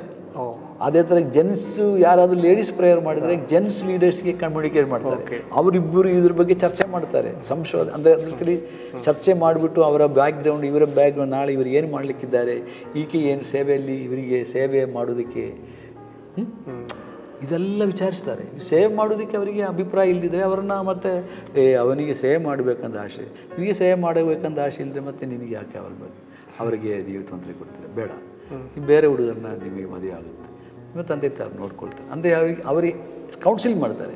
ಒಳ್ಳೆ ರೀತಿಯಲ್ಲಿ ಭಾಳ ಸಕಾರಾತ್ಮಕವಾಗಿ ಹೆಲ್ತಿಯಾಗಿ ಅವರಿಗೆ ಇದು ಕೊಡ್ತಾರೆ, ಕೌನ್ಸಿಲಿಂಗ್. ಅದೇ ಥರ ಹುಡುಗನಿಗೆ ಕೊಡ್ತಾರೆ. ಸರಿ, ಈಗ ಅವರ ಮನೆಯಲ್ಲಿ ತುಂಬ ತೊಂದರೆ ಆಯಿತು. ಇದನ್ನ ತಿಳಿಸಿದ್ದಾರೆ. ಈಗ ತಿಳಿಸಿದಾಗ ಆವಾಗ ನಿಮ್ಮ ಕುರಿತು ತಿಳಿಸಿದ. ಬಟ್ ನಾನಲ್ಲಿ ಇಲ್ಲ, ಬೇರೆ ನಾನು ಪರದೇಶದಲ್ಲಿ ಇದ್ದೀನಿ. ಅವ್ರಿಗೆ ನಿಮ್ಮ ಪರಿಚಯ ಇತ್ತಾ? ಅವರಿಗೆ ನಾನು ಅವ್ರು ನೋಡಲಿಲ್ಲ ಜೀವನದಲ್ಲಿ, ತಂದೆ ತಾಯಿ ನೋಡಲೇ ಇಲ್ಲ. ಇಲ್ಲ ಪಾಸ್ಟರ್, ಸಿಸ್ಟರ್ಗೆ ನಿಮ್ಮ ಗುರುತು ಇತ್ತಾ? ಅವ್ರಿಗೆ ಗೊತ್ತಿತ್ತು, ಯಾಕಂದ್ರೆ ಅಲ್ಲಲ್ಲಿ ಭೇಟಿಯಾಗಿದೆ, ನಾನೊಬ್ಬ ನಾಯಕನಾಗಿದೆ, ನನ್ನ ನೇರವಾಗಿ ನೋಡಿದ್ದಾರೆ. ಸೊ ಅದ ಕಾರಣ ಅವ್ರಿಗೆ ಗೊತ್ತಲ್ಲ. ಸೊ ಅವರು ಹೇಳಿದ್ರು, ದೇವರ ಚಿತ್ತವಾದರೆ ಹಾಗೆ ಆಗಲಿ, ನಾನು ಸಹ ಪ್ರೇಯರ್ ಮಾಡ್ತೀನಿ ಅಂತ ಹೇಳಿದ್ರು ಅಷ್ಟೇ. ಅವರು ಆ ವಿಷಯನೇ ಬಿಟ್ಬಿಟ್ರು. ಆಮೇಲೆ ನಾನು ಪರದೇಶಕ್ಕೆ ಹೋಗ್ಬಿಟ್ರ. ಇವರಿಗೆ ಈಗ ಇವರ ಮನೆಯಲ್ಲಿ ಅವಿಶ್ವಾಸಿಗಳೊಟ್ಟಿಗೆ ಮದುವೆ ಮಾಡಿಕೊಳ್ಳೋಕ್ಕೆಲ್ಲ ಏರ್ಪಾಟು ಮಾಡೋ ಅವ್ರು ಹೇಳಿದ್ರಿ, ನಾನಂತೂ ಮಾಡಲ್ಲ, ಅದು ಆದರೆ ನಾನು ವಿಶ್ವಾಸಿಯನ್ನೇ ಮದುವೆ ಮಾಡಿ. ಆವಾಗ ಅವ್ರು ಕೇಳಿದ್ರು, ನಿಮಗೆ ಯಾರಾದ್ರ ಹತ್ರ ಮನಸ್ಸೇ ಇದ್ದಾರೆ? ಆವಾಗ ಹೇಳಿದ್ರು ಈ ಥರ ನನ್ನ ಬಗ್ಗೆ. ಆಮೇಲೆ ನಾನು ವಾಪಸ್ ಬಂದ ಮೇಲೆ ನಾನು ತಿರ್ಗಾ ಒಂದು 5-6 ತಿಂಗಳು ಸೇವೆ ಮಾಡಬೇಕಿತ್ತು OM ಟೀಮ್ನಲ್ಲಿ. ಸೊ ಟೀಮ್ನಲ್ಲಿ ಸೇವೆ ಮಾಡುವಾಗ ನನಗೆ ನನ್ನ ನಾಯಕರ ಹತ್ರ ನಾನು ವಿಚಾರಿಸ್ಕೊಳ್ಳೋದಕ್ಕೆ ಈ ವಿಷಯ ಎಲ್ಲ ನಾನು ಅವರಿಗೆ ಅವರು ನನ್ನ ಭೇಟಿ ಮಾಡೋಕ್ಕೆ ಬಂದರು, ಅಡುಗೆಗೆ ಬಂದರು. ನನ್ನ ನ್ಯಾಷನಲ್ ಡೈರೆಕ್ಟರಿಸ್ಟ್. ಆಗ ನಾನು ಕಲ್ಕತ್ತಾದಲ್ಲಿ. ಆಮೇಲೆ ಕಲ್ಕತ್ತಾದಲ್ಲಿ ನನ್ನ ಸೈನ್ ಆಫ್, ನನ್ನ ಟೈಮ್ ಮುಗೀತು. ಅಡುಗೆನಲ್ಲಿ ನಾನು ಕೊಟ್ಟ ವಾಲಂಟಿಯರ್ ಟೈಮ್ ಮುಗೀತು, 1 ವರ್ಷ ಹೆಚ್ಚಿಗೆ. ಆಗ ಅಲ್ಲಿಂದ ಹಡಗಿನಲ್ಲಿ ಇರುವಾಗಲೇ ನನ್ನ ಡೈರೆಕ್ಟರ್ ಅವ್ರಿಗೆ ಇಲ್ಲಿಂದ ಇಂಡಿಯಾ ನಾಯಕರುಗಳು ಹೇಳಿದರು, ಈ ಥರ Joy Peter is coming to India, so we want to introduce his girlfriend, his fiancee, so we are bringing her, so we have decided to give them social permission ಅಂತ ನಾವು ಹೇಳೋದು, ಸಾಮಾಜಿಕ ಅನುಮತಿ. ಅಂದರೆ ಈ ನಾಯಕರುಗಳು ಈ ರೀತಿಯಾಗಿ ಅನುಮತಿ ಕೊಡುವಾಗ ಮಾತ್ರ, ಆ ಕೊಡುವ ಸಮಯದಿಂದ ಅವರೊಬ್ಬರಿಗೊಬ್ಬರು ಮುಖ ನೋಡಿ ಮಾತಾಡ್ಬೋದು. ಅವರು ಅದ ನಂತರ ಪತ್ರ ವ್ಯವಹಾರ ಮಾಡ್ಕೋಬೋದು. ಆ ದಿವಸಗಳಲ್ಲಿ ಟ್ರಂಕ್ ಬುಕ್ ಮಾಡಿ ಫೋನ್ ಮಾಡ್ಬೋದು. ಈ ರೀತಿಯಾಗಿ ಅವಕಾಶ ಆವಾಗ ಮಾತ್ರ. ಅವರು ಪರಸ್ಯವಾಗಿ ಹೇಳ್ತಾರೆ, ಇಷ್ಟು ವರ್ಷಗಳಿಂದ ಇವರು ಒಬ್ಬರಿಗಾಗಿ ಒಬ್ಬರು ಪ್ರೇಯರ್ ಮಾಡ್ತಾ ಇದ್ದರು, ನಮಗೆ ಗೊತ್ತಾಯಿತು, ನಾವು ಕೂಡ ಅವರಿಗಾಗಿ ಇಷ್ಟು ವರ್ಷಗಳು ಪ್ರೇಯರ್ ಮಾಡಿದೆ, ಇಷ್ಟು ತಿಂಗಳು. ಇವತ್ತು ನಾವು ಬಹಿರಂಗವಾಗಿ ನಿಮಗೆಲ್ಲ ನಾವು ಪ್ರಕಟಿಸ್ತಾ ಇದ್ದೀವಿ, ಅವರ ಈ ಒಂದು ವಿಷಯಕ್ಕಾಗಿ ನೀವು ಸಹ ಪ್ರೇಯರ್ ಮಾಡಬೇಕು. ದೇವರ ಚಿತ್ತವಾದರೆ ಅವರಿಬ್ಬರು ಮದುಮಕ್ಕಳಾಗಬೇಕು, ಅವರಿಗೆ ಮದುವೆ ಆಗಬೇಕು ಅಂತ ಪ್ರೇಯರ್ ಮಾಡಿಬಿಟ್ಟು ಅವರು ಅನೌನ್ಸ್ ಮಾಡ್ತಾರೆ. ಹಾಗೆ ನನಗೆ ಅವರು ಹಡಗಿನಲ್ಲಿಯೇ ಅನೌನ್ಸ್ ಮಾಡಿದರು. ಕಲ್ಕತ್ತಾದಲ್ಲಿ ಮಾಡಿದರು. ಆಗ ಸಿಸ್ಟರ್ಗೆ ಬಂದಿದ್ರ? ಆ ಸಿಸ್ಟರ್ ವಾಪಸ್ ಹೋಗಿದ್ರು ಅಂತ ಹೇಳಿದ್ರು. ಸ್ವಲ್ಪ ವಾಪಸ್ ಹೋದ್ಮೇಲೆ ಮತ್ತೆ ಅವರು ಪ್ರೇಯರ್ ಮಾಡಿದ್ರು, ರೀಜಾಯ್ನ್ ಆಯ್ತಾ? ಸ್ವಾಮಿ, ನನ್ನನ್ನು ದಯವಿಟ್ಟು ನನ್ನ ಮದುವೆಯಿಂದ ನನ್ನ ತಪ್ಪಿಸು, ನನ್ನನ್ನು ವಾಪಸ್ OIMಗೆ ಕರ್ಕೊಂಡು ಹೋಗು, ನನಗೆ ಮತ್ತೆ ಜಾಯಿನ್ ಭೇಟಿ ಆಗಬೇಕು ಅಂದಿದ್ದೀನಿ, ಅವ್ರ ಹತ್ರ ಮಾತಾಡಬೇಕು ಅಂದಿದ್ದೀನಿ ಅಂತ ಹೇಳಿ ಅವರು ಪ್ರೇಯರ್ ಮಾಡಿದ್ರಂತೆ. ಹಾಗೆ ಅವರು ವಾಪಸ್ ಮಾತ್ರ ಅವರು ಮತ್ತೆ ತಿರ್ಗಾ OIMಗೆ ವಾಪಸ್ ಇರಿದ್ರು. ಅವರು ರಾಂಚಿ ಬಿಹಾರದಲ್ಲಿ ಸೇವೆ ಮಾಡ್ತಾಯಿದ್ರು. ಅವ್ರು ರೀಜಾಯ್ನ್ ಆಗಿದ್ದು ಸ್ಟೋರಿ ಚೆನ್ನಾಗಿದೆ ಫಸ್ಟ್. ರೀಜಾಯ್ನ್ ಮಧ್ಯರಾತ್ರಿಯಲ್ಲಿ ಲೇಡೀಸ್ ಒಂದು ಟೀಮ್ ಬಂದು ಕತೆ ತಟ್ಟಿ ನಮ್ಮ ಒಬ್ಬರು ಟೀಮ್ನ ನಾಯಕರು ಅಸಿಸ್ಟೆಂಟ್ ಒಳ್ಳೆ ದೊಡ್ಡ ಇವರು ಡೈರೆಕ್ಟರ್ ಅವರೇ ಹೋಗಿ ಕರ್ಕೊಂಡ್ಬಂದರು. ನೀನು ಬರೋದಾದ್ರೆ ಬಾ, ಸ್ಪೆಷಲ್ ಪ್ರೋಗ್ರಾಮ್ ಇದೆ ಅಂತ ಹೇಳಿ ಅವರೇ ಕರ್ಕೊಂಡು ಬಂದರು. ಹಾಗೆ ಅವರು ಮತ್ತೆ ರಾಂಚಿ ಹೋದರು ಬಿಹಾರ್ಗೆ. ಬಿಹಾರಿನ ಡೈರೆಕ್ಟ್ರು ಮತ್ತು ಅವರ ಮಿಸ್ಸಸ್ ಅವರಿಬ್ಬರು ಕೂಡ ಪರದೇಶದವರು, ಇಂಡಿಯಾದವರಲ್ಲ. ಅವರಿಬ್ಬರು ಕೂಡ ಶಾಂತಿಯನ್ನು ಕಡೆಗೆ ಕರ್ಕೊಂಡ್ಬಂದರು ನನ್ನೊಟ್ಟಿಗೆ ಮಾತಾಡ್ಸೋಕ್ಕೆ. ಆವಾಗಲೇ ಫಸ್ಟ್ ಟೈಮ್ ನಾವು ಇಬ್ಬರ ಜೊತೆಯಲ್ಲಿ ಮಾತಾಡೋದು. ಆಮೇಲೆ ನನ್ನೊಟ್ಟಿಗೆ ನನ್ನ ಶಾಂತಿಯೊಟ್ಟಿಗೆ ಮಾತಾಡೋಕ್ಕೆ, ಅಂದರೆ ನಾನು ಪ್ರೀತಿ ಮಾಡೋ ಆ ಹುಡುಗಿಯೊಟ್ಟಿಗೆ ನನ್ನ ಅಣ್ಣ ಅವರು ನೇವಿಯಲ್ಲಿ ಇದ್ದರು. ಅವರು ಕಲ್ಕತ್ತಾದಲ್ಲೇ ನೇವಿಯಲ್ಲಿ ಕೆಲಸ ಮಾಡ್ತಾಯಿದ್ರು. ಅವರು ಶಿಪ್ಪಿಗೆ ಬಂದರು ಇವರೊಟ್ಟಿಗೆ ಮಾತಾಡೋಕ್ಕೆ. ಹಾಗೆ ನನ್ನ ವಿಷಯದಲ್ಲಿ ಅವರು ಇನ್ವಾಲ್ವ್ ಆದರು. ಕುಟುಂಬದಿಂದ ಅವರೊಬ್ಬರೇ ಬಂದದ್ದು, ಆಕೆ ಕುಟುಂಬದಿಂದ ಯಾರೂ ಬಂದಿಲ್ಲ. ಬಟ್ ರೆಸ್ಪರ್ಸೆಂಟ್ ಆಗಿ ಅವರ ನಾಯಕರೇ ಬಂದರು, ಇಬ್ಬರು ಗಂಡ ಹೆಂಡತಿ ಫ್ಯಾಮಿಲಿಯವರು. ಅವರು ಬಂದ ವಿಷಯ ಎಲ್ಲ ಮಾತಾಡಿ ಶಿಪ್ನಲ್ಲಿ ಎಲ್ಲ ದೊಡ್ಡ ಸೆಲೆಬ್ರೇಷನ್ ಥರ. ಹಾಗೆ ನಮ್ಮ ಮತ್ತು ನಾಯಕರುಗಳು ಮತ್ತೆ ಬಂದಿದ್ದರು. ನಾಯಕರುಗಳು ನಮ್ಮ ನ್ಯಾಷನಲ್ ನಾಯಕರುಗಳು ಮತ್ತೆ ಮಡ್ರಾಸಿಗೆ ಬಂದಿದ್ದರು. ಆಗ ಅವರು ಕೂಡ ನಮ್ಮೊಟ್ಟಿಗೆ ಮಾತಾಡಿದರು. ಸೊ ಹೀಗೆ ಮಾತಾಡುವಾಗ ನನಗೆ ಕೇಳಿದೆ, ಇನ್ನೇನು ಈ ವಿಷಯ, ನಿಮ್ಮ ಭವಿಷ್ಯದ ಬಗ್ಗೆ ಈಗ ನಿಮಗೆ ಪರ್ಮಿಷನ್ ಆಯಿತು, ಮದುವೆ ವಿಷಯದಲ್ಲಿ ಮನೆಯವರು ತೀರ್ಮಾನ ಮಾಡೋಕ್ಕೆ ಹೇಳಿದರು. ಮನೆಯಲ್ಲಿ ನನ್ನ ತಂದೆ ತಾಯರಿಗೆ ನಾನು ಹೇಳಬೇಕು. ನಾನು ಆಗಲೇ ನನ್ನ ತಂದೆ ತಾಯರಿಗೆ ತಿಳಿಸಿದ್ದೆ ನಾನು ಇಂಡಿಯಾಕ್ಕೆ ಬರೋದಕ್ಕೆ ಮುಂಚೆ. ಅವರು ಹೇಳಿದರು, ದೇವರ ಚಿತ್ತ ಆದರೆ ಹಾಗೆ ಆಗಲಿ. ಫಸ್ಟ್ ಅವರು ಒಪ್ಪಲಿಲ್ಲ, ಅದೇ ಥರ ಅವರ ತಂದೆ ತಾಯರು ಒಪ್ಪಲಿಲ್ಲ. ಬಟ್ ನಾವು ಮತ್ತೆ ಪ್ರೇಯರ್ ಅದಕ್ಕೆ 1 ವರ್ಷ ಹೆಚ್ಚಿಗೆ ಪ್ರೇಯರ್ ಮಾಡಿದ್ವಿ ನಾವು. ಅಲ್ಲಿಗೆ ಟೋಟಲ್ ನಾವು 3 ವರ್ಷ ಪ್ರೇಯರ್ ಮಾಡಿದ್ವಿ. ಸೊ ಈ ಯೌವನಸ್ಥರಾದರೂ ಕೂಡ ನಾನು ಹೇಳಲಿಕ್ಕೆ ಏನು ಬಯಸ, ನೀವು 1 ತಿಂಗಳಾದರೂ ಸರಿ, 2 ತಿಂಗಳಾದರೂ ಸರಿ, 3 ತಿಂಗಳಾದರೂ ಮದುವೆಗೆ ಮುಂಚೆ ನೀವು ಪ್ರಾರ್ಥನೆ ಮಾಡಬೇಕು, ಸಿದ್ಧತೆ ಮಾಡಬೇಕು. ಸುಮ್ಮನೆ ತಂದೆ ತಾಯಿ ಒಂದು ಹುಡುಗಿನ ತೋರಿಸ್ಬಿಟ್ಟು ನೀವು ಒಪ್ಪಬಾರ್ದು. ಅವ್ರು ಒಳ್ಳೇದು ನಾವು ಮಾಡ್ತಾ ಇದ್ದಾರೆ ನಿಜ, ಬಟ್ ಅದೇ ದೇವರ ಚಿತ್ತವಲ್ವಾ ಅಂತ ನೀವು ಯೋಚನೆ ಮಾಡಬೇಕು, ದೇವರ ಮುಂದೆ ಪ್ರಾರ್ಥನೆ ಮಾಡಬೇಕು. ಕ್ಯಾಮ್ರಾ ನೋಡಿ ಹೇಳಿ ಫಾಸ್ಟ್. ಆತ್ಮೀಕರಾಗಿರ್ತಕ್ಕಂಥರೊಟ್ಟಿಗೆ ನಮ್ಮ ಮನಸ್ಸಿನ ವಿಚಾರಗಳು ನಾವು ಹಂಚಿಕೊಳ್ಬೇಕು. ಮತ್ತು ಅವರು ನಮಗೆ ಪ್ರಾರ್ಥನೆಯಲ್ಲಿ ಸಹಾಯ ಮಾಡ್ತಾರೆ ಇಲ್ವಾ? ಸೊ ಸುಮ್ಮನೆ ನಮ್ಮ ಉದ್ವೇಗದ ಮೇಲೆ ನಾವು ಆತುಕೊಂಡವರಾಗಿ ನಾವು ಅವಘಡಕ್ಕೆ ಒಳಗಾಗಬಾರದು. ನಮ್ಮ OIMನಲ್ಲಿ ಈ ಒಂದು ಕಾನೂನು ಯಾಕೆ ಏರ್ಪಡಿಸಿದೆ ಅಂತ ಹೇಳಿದರೆ, ನಿಮಗೆ ಒಂದು ಶಾರೀರಿಕವಾದ ಒಂದು ಆಕರ್ಷಣೆ ಸಂಭವಿಸಿರುವುದಾದರೆ, ಅದೊಂದು ಮಾನಸಿಕವಾದ ಒಂದು ಆಕರ್ಷಣೆ ನಿಮಗೆ ಸಂಭವಿಸಿದರೆ ಸ್ವಲ್ಪ ಸಮಯದಲ್ಲಿ ಹೋಗ್ಬಿಡ್ತದೆ. ಇನ್ಫ್ಯಾಚುಯೇಷನ್ ಕರೆಕ್ಟಾ? ಕರೆಕ್ಟ್ ವರ್ಡ್ ಯೂಸ್ ಮಾಡಿದ್ದೀರಿ. ಆದರೆ ದೇವರ ಚಿತ್ತವಾದರೆ, ದೇವರ ಒಂದು ಉದ್ದೇಶದ ಮೇರೆಗೆ ನಿಮ್ಮಲ್ಲಿ ಆ ಒಂದು ಭಯಕ್ಕೆ ಹುಟ್ಟಿದರೆ ಅದು ದೇವರು ಖಂಡಿತ ಈಡೇರಿಸ್ತಾನೆ. ಈಕೆ OIM ಬಿಟ್ಟು ಸ್ವಂತ ಮನೆಗೆ ಹೋದಾಗ, ಅವರು ದೂರ ಹೋದಾಗ ನಾನು ಅಂದ್ಕೊಂಡೆ, ಅಯ್ಯೋ ಖಂಡಿತವಾಗಿ ಇನ್ನು ಹೋಯಿತು, ನನ್ನ ಜೀವನ ಹಾಳಾಗೋಯ್ತು ಅಂತ ನಾನು ಅಂದ್ಕೊಂಡೆ. ಸತ್ಯವಾಗಿ ನಾನು ಸುಮಾರು ದಿನಗಳು ಹತ್ಬಿಟ್ಟೆ. ಒಂದು ದಿವಸ ನಾನು ಹೌದು ಮುಗಿದೋಯ್ತು, ನಮ್ಮದು ನಮ್ಮ ದೊಡ್ಡ ಮುಗಿದ ಏನು ಆಶಾಭಂಗ ಅಂತಾರ ಹೇಳ್ತಿಲ್ಲ. ಸೊ ಆ ಥರ ನಾನು ಆಗ್ಬಿಡ್ತೇನೋ ಅಂತ ನನಗೆ ಭಾರಿ ಬೇಜಾರಾಯಿತು. ಆಮೇಲೆ ಯಾಕಂದರೆ ನಾನು ಪರದೇಶದಲ್ಲಿದ್ದಾಗ ಕೂಡ ನನಗೆ ಕೆಲವರೆಲ್ಲ ನನ್ನನ್ನು ಕ್ಷಮಿಸಬೇಕು ನಾನು ಹಾಗೆ ಹೇಳೋದಕ್ಕೆ, ಕೆಲವರೆಲ್ಲ ನನಗೆ ಆಸೆ ಪಟ್ಟರು ಪರದೇಶದಲ್ಲಿ. ಬಟ್ ನಾನು ಹೇಳಿದೆ ಅವರೆಲ್ಲ ದೇಶದವರು ವಿದೇಶಿಯರು. ಸೊ ನಾನು I have A fiancée, I am sorry, I have already given A word, I have been talking, praying, ಪ್ರಾರ್ಥನೆ ಮಾಡ್ತಾ ಇದ್ದೇನೆ ವರ್ಷಗಳಿಂದ, ಅದಕ್ಕೆ ನಾನು ಒಪ್ಪಕ್ಕಾಗಲ್ಲ. ಸೊ ಹಾಗೆ ನಾನು ವಾಪಸ್ ಬಂದ ಮೇಲೆ ಹಿಂಗಾಗಿ ಹೇಳಿದನ ಅಲ್ಲ, ನಾನು ಶಿಪ್ನಲ್ಲಿ ಇರುವಾಗ ನಾನು ಹೇಳಿದೆ, ಮಾಸ್ಟರ್ ಸಾರಿ ನಿಮ್ಮ ಮಾತಿಗೆ ಅಡ್ಡ ಮಾತಾಡ್ತೇನೆ, ನೀವು ವಿದೇಶದಲ್ಲಿದ್ದಾಗ ನಿಮ್ಮನ್ನ ಕೆಲವರು ಪ್ರಪೋಸ್ ಮಾಡಿದ್ರೆ ಹೇಳಿವ್ರಿ. ಹೌದು. ಅವರು ನಿಮ್ಮ OIM ಟೀಮ್ನವರೇನಾ? ಅವರು ಹಡಗಿನಲ್ಲಿ ನಾನು ಭೇಟಿ. ಅವರಾಗದ್ರೆ ನಿಮ್ಮ OIMನಲ್ಲಿ ಇಂಡಿಯಾದವರಲ್ಲ, ಅವರು ಜಪಾನ್ನಲ್ಲಿ ಒಬ್ಬರು, ಅವರೆಲ್ಲ OIMನವರಲ್ವಾ? OIMನಲ್ಲಿ ಇದ್ದವರೇ, ಕೆಲವರು OIM ಹೊರಗಡೆ ಇರುವ. ಅಂದ್ರೆ ನಿಮ್ಮ ಒಂದು ಸೋಷಿಯಲ್ ಪಾಲಿಸಿ ಇತ್ತು, ಅದನ್ನ ಬ್ರೇಕ್ ಮಾಡಿ ಮಾತಾಡಿದ್ರೆ ಕೇಳ್ತಾ ಇದ್ದೇನೆ ಅಷ್ಟೇ. ಶಿಪ್ನಲ್ಲಿ ಇದು ಇಂಡಿಯಾದಲ್ಲಿ ಮಾತ್ರ ವಿಷಯ. ಓಕೆ, ವಿದೇಶದಲ್ಲಿ ಈ ಪ್ರಾಬ್ಲಮ್ ಇಲ್ಲ. ಹೌದಾ? ಇಂಡಿಯಾದಲ್ಲಿ ಮುಖ್ಯವಾಗಿ ಇದು ಈ ಒಂದು social policy only meant for India. ಪರದೇಶದಲ್ಲಿ ಸ್ವಲ್ಪ ವ್ಯತ್ಯಾಸವಿದೆ. ಈಗ ಸೋಷಿಯಲ್ ಪಾಲಿಸಿ ಇದ್ದರೂ ಕೂಡ ವ್ಯತ್ಯಾಸ ಇದೆ. ಓಕೆ. ಈಗ ಇಂಡಿಯಾದಲ್ಲಿ ಒಬ್ಬ ಭಾರತೀಯ ಅಂದರೆ ಈಗ ಒಬ್ಬ ಕೇರಳೈಟ್ ಹುಡುಗಿಯನ್ನು ಇಷ್ಟಪಡ್ಬೋದು. ತಮಿಳು ಹುಡುಗಿನ ಇಷ್ಟಪಡೋಕ್ಕೆ ಅವರು ಹೆಚ್ಚಿಗೆ ಎನ್ಕರೇಜ್ ಮಾಡಲ್ಲ. ಯಾಕಂದರೆ ಸಂಸ್ಕೃತಿ ಬೇರೆ, ಭಾಷೆ ಬೇರೆ, ಸಂಸ್ಕೃತಿ ಬೇರೆ, ಒಡನಾಟಗಳು ಬೇರೆ, ಅಭಿರುಚಿಗಳು ಬೇರೆ. ಹೀಗೆ ಪ್ರತ್ಯೇಕವಾಗಿ ಬಿಳಿ ಚರ್ಮದವರೊಟ್ಟಿಗೆ ಯಾವತ್ತೂ ಮದುವೆ ಮಾಡೋಕ್ಕೆ ಅನುಮತಿಸಲ್ಲ, ಯಾವ ಕಾರಣಕ್ಕೂ. ಒಂದು ವೇಳೆ ಆಕೆ ಬಂದು ನಾನು ಇಷ್ಟಪಡ್ತೇನೆ ಜಾಯ್ ಪೀಟ್ರನ್ನ ಮದುವೆ ಮಾಡೋಕ್ಕಂದ್ರೆ ಒಪ್ಪಲ್ಲ. ನೀವು ಸಂಸ್ಥೆ ಬಿಟ್ಟು ಬಿಡಬೇಕು. ಇಂಡಿಯಾದಲ್ಲಿ ನೀವು ಇರೋಕ್ಕೆ ಬಿಡಲ್ಲ. ಅಥವಾ ವೈಸ್ ವರ್ಸ, ಒಬ್ಬ ಭಾರತೀಯ ಹುಡುಗಿಯನ್ನು ಇಷ್ಟಪಟ್ಟು ಮದುವೆ ಮಾಡಬೇಕು ಅಂತ ಆಸೆ ಪಟ್ಟರೆ ಖಂಡಿತವಾಗಿ ಅವರಿಗೆ ಪರ್ಮಿಷನ್ ಕೊಡಲ್ಲ. ಯಾಕಂದರೆ ಸಂಸ್ಕೃತಿ ಬೇರೆ, ಅವರೆಲ್ಲ ವ್ಯತ್ಯಾಸ. ಸಂಸ್ಥೆಯಿಂದ ಹೊರಗಿದ್ದವ್ರು ಏನಾದರೂ ಮಾಡ್ಕೋಬೋದು. ಹೊರಗೆ ಹೋದ್ಮೇಲೆ ಏನು ಬೇಕು ಅದು ನಿಮ್ಮ ಇಷ್ಟ, ಅದು ಅವರು ಸಂಸ್ಥೆ ಅಡಿಯಲ್ಲಿ ಇಲ್ಲವಲ್ಲ. ಹಾಗೆ ಸೊ ಪರದೇಶದವರಿಗೆ ವ್ಯತ್ಯಾಸ ಇದೆ ಆ ಸೋಷಿಯಲ್ ಪಾಲಿಸಿ. ನಾನು ಹೇಳೋದು ಇದು ಕೆಲವರು ಶಿಪ್ಪಿನಲ್ಲಿ ಇದ್ದವರು, ಕೆಲವರು ಈ ವಿಷಯದಲ್ಲೆಲ್ಲ ಭಾಳ ಸೂಕ್ಷ್ಮವಾಗಿ, ಭಾಳ ಸೂಕ್ಷ್ಮ ದಾಳ. ಅದರಿಂದ ಭಾಳ ರೀತಿಯಲ್ಲಿ ತುಂಬ ಒಳ್ಳೆಯದು. ಯಾಕಂದರೆ ಯಾವ ರೀತಿಯಲ್ಲಿ ಪಾಪದಲ್ಲಿ ಬೀಳದಿರಲಿಕ್ಕೆ ಎಲ್ಲ ರೀತಿಯ ಮುನ್ನೆಚ್ಚರಿಕೆಯನ್ನು ತಗೊಳ್ತಾರೆ. ಮುನ್ನೆಚ್ಚರಿಕೆ ಫಾಸ್ಟ್. ಈಗ ಭೇಟಿ ಆದ್ರಿ ಹಡಗ್ನಲ್ಲಿ, ಅದನ್ನ ಸಮಯ ಕಳೆದ್ರಿ, ನಂತರದಲ್ಲಿ ಅಪ್ಪ ಅಮ್ಮಗೆ ತಿಳಿಸ್ಕೊಂಡ್ರಿ. ಅಪ್ಪ ಅಮ್ಮರು ಮತ್ತೆ ಅರೇಂಜ್ ಮಾಡಿದ್ರು, ಮದುವೆ ಮಾಡಿದ್ರು, ಅವರು ಅರೇಂಜ್ ಮಾಡಿದ್ರು. ನಮ್ಮ ತಂದೆ ತಾಯಿ ಅವರ ಮನೆಗೆ ಹೋದರು, ಅವರ ತಂದೆ ತಾಯಿರು ನಮ್ಮನೆಗೆ ಬಂದರು. ಆಮೇಲೆ ಮಾತುಕತೆ ಮಾಡಿ. ನಿಮ್ಮ ಮಧ್ಯದಲ್ಲಿ ಏನೋ ಡಿಮ್ಯಾಂಡ್ಸ್ಗಳೆಲ್ಲ ಇಲ್ಲ? ನಾವು ₹1 ತಗೊಂಡಿಲ್ಲ. ನನಗೆ ನನ್ನ ಮಾವ ಕೇಳಿದ್ರು, ನಿಮಗೆ ಎಷ್ಟು ಬೇಕು ಅಂತ ಕೇಳಿ. ನಿಮ್ಮ ಮಗಳು ಬೇಕು ಅಷ್ಟೇ ಅಂತ ಹೇಳಿ.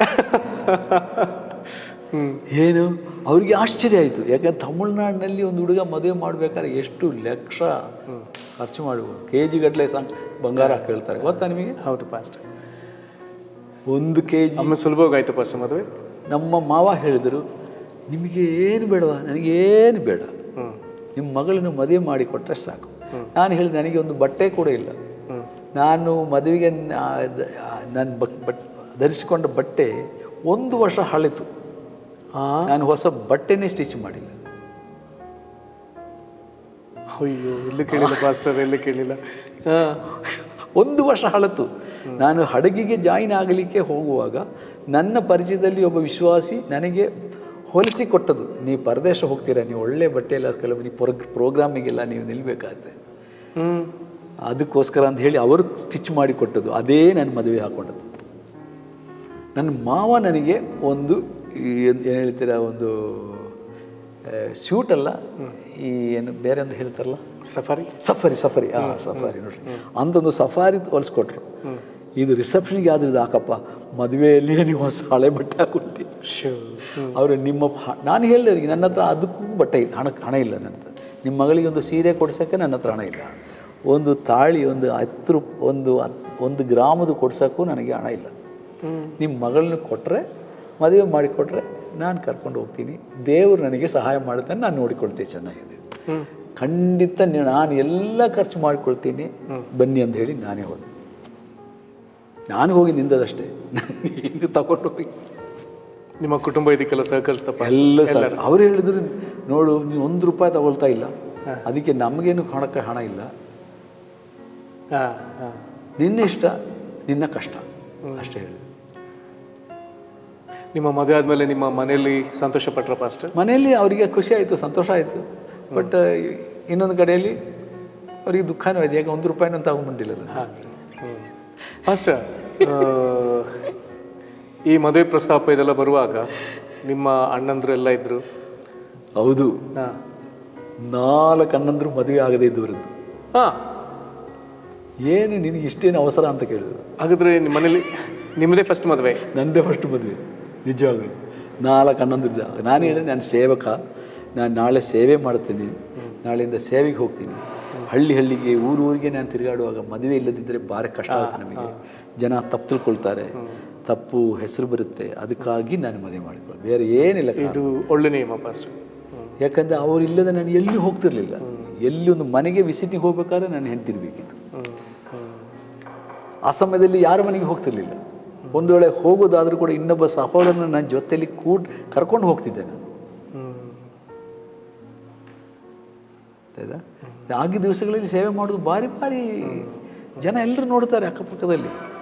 ಸೊ ನಾವು ಅವರಿಗೆ ಸಾಕ್ಷಿಯಾಗಿರ್ಬೇಕಾ ಬೇಡವಾ?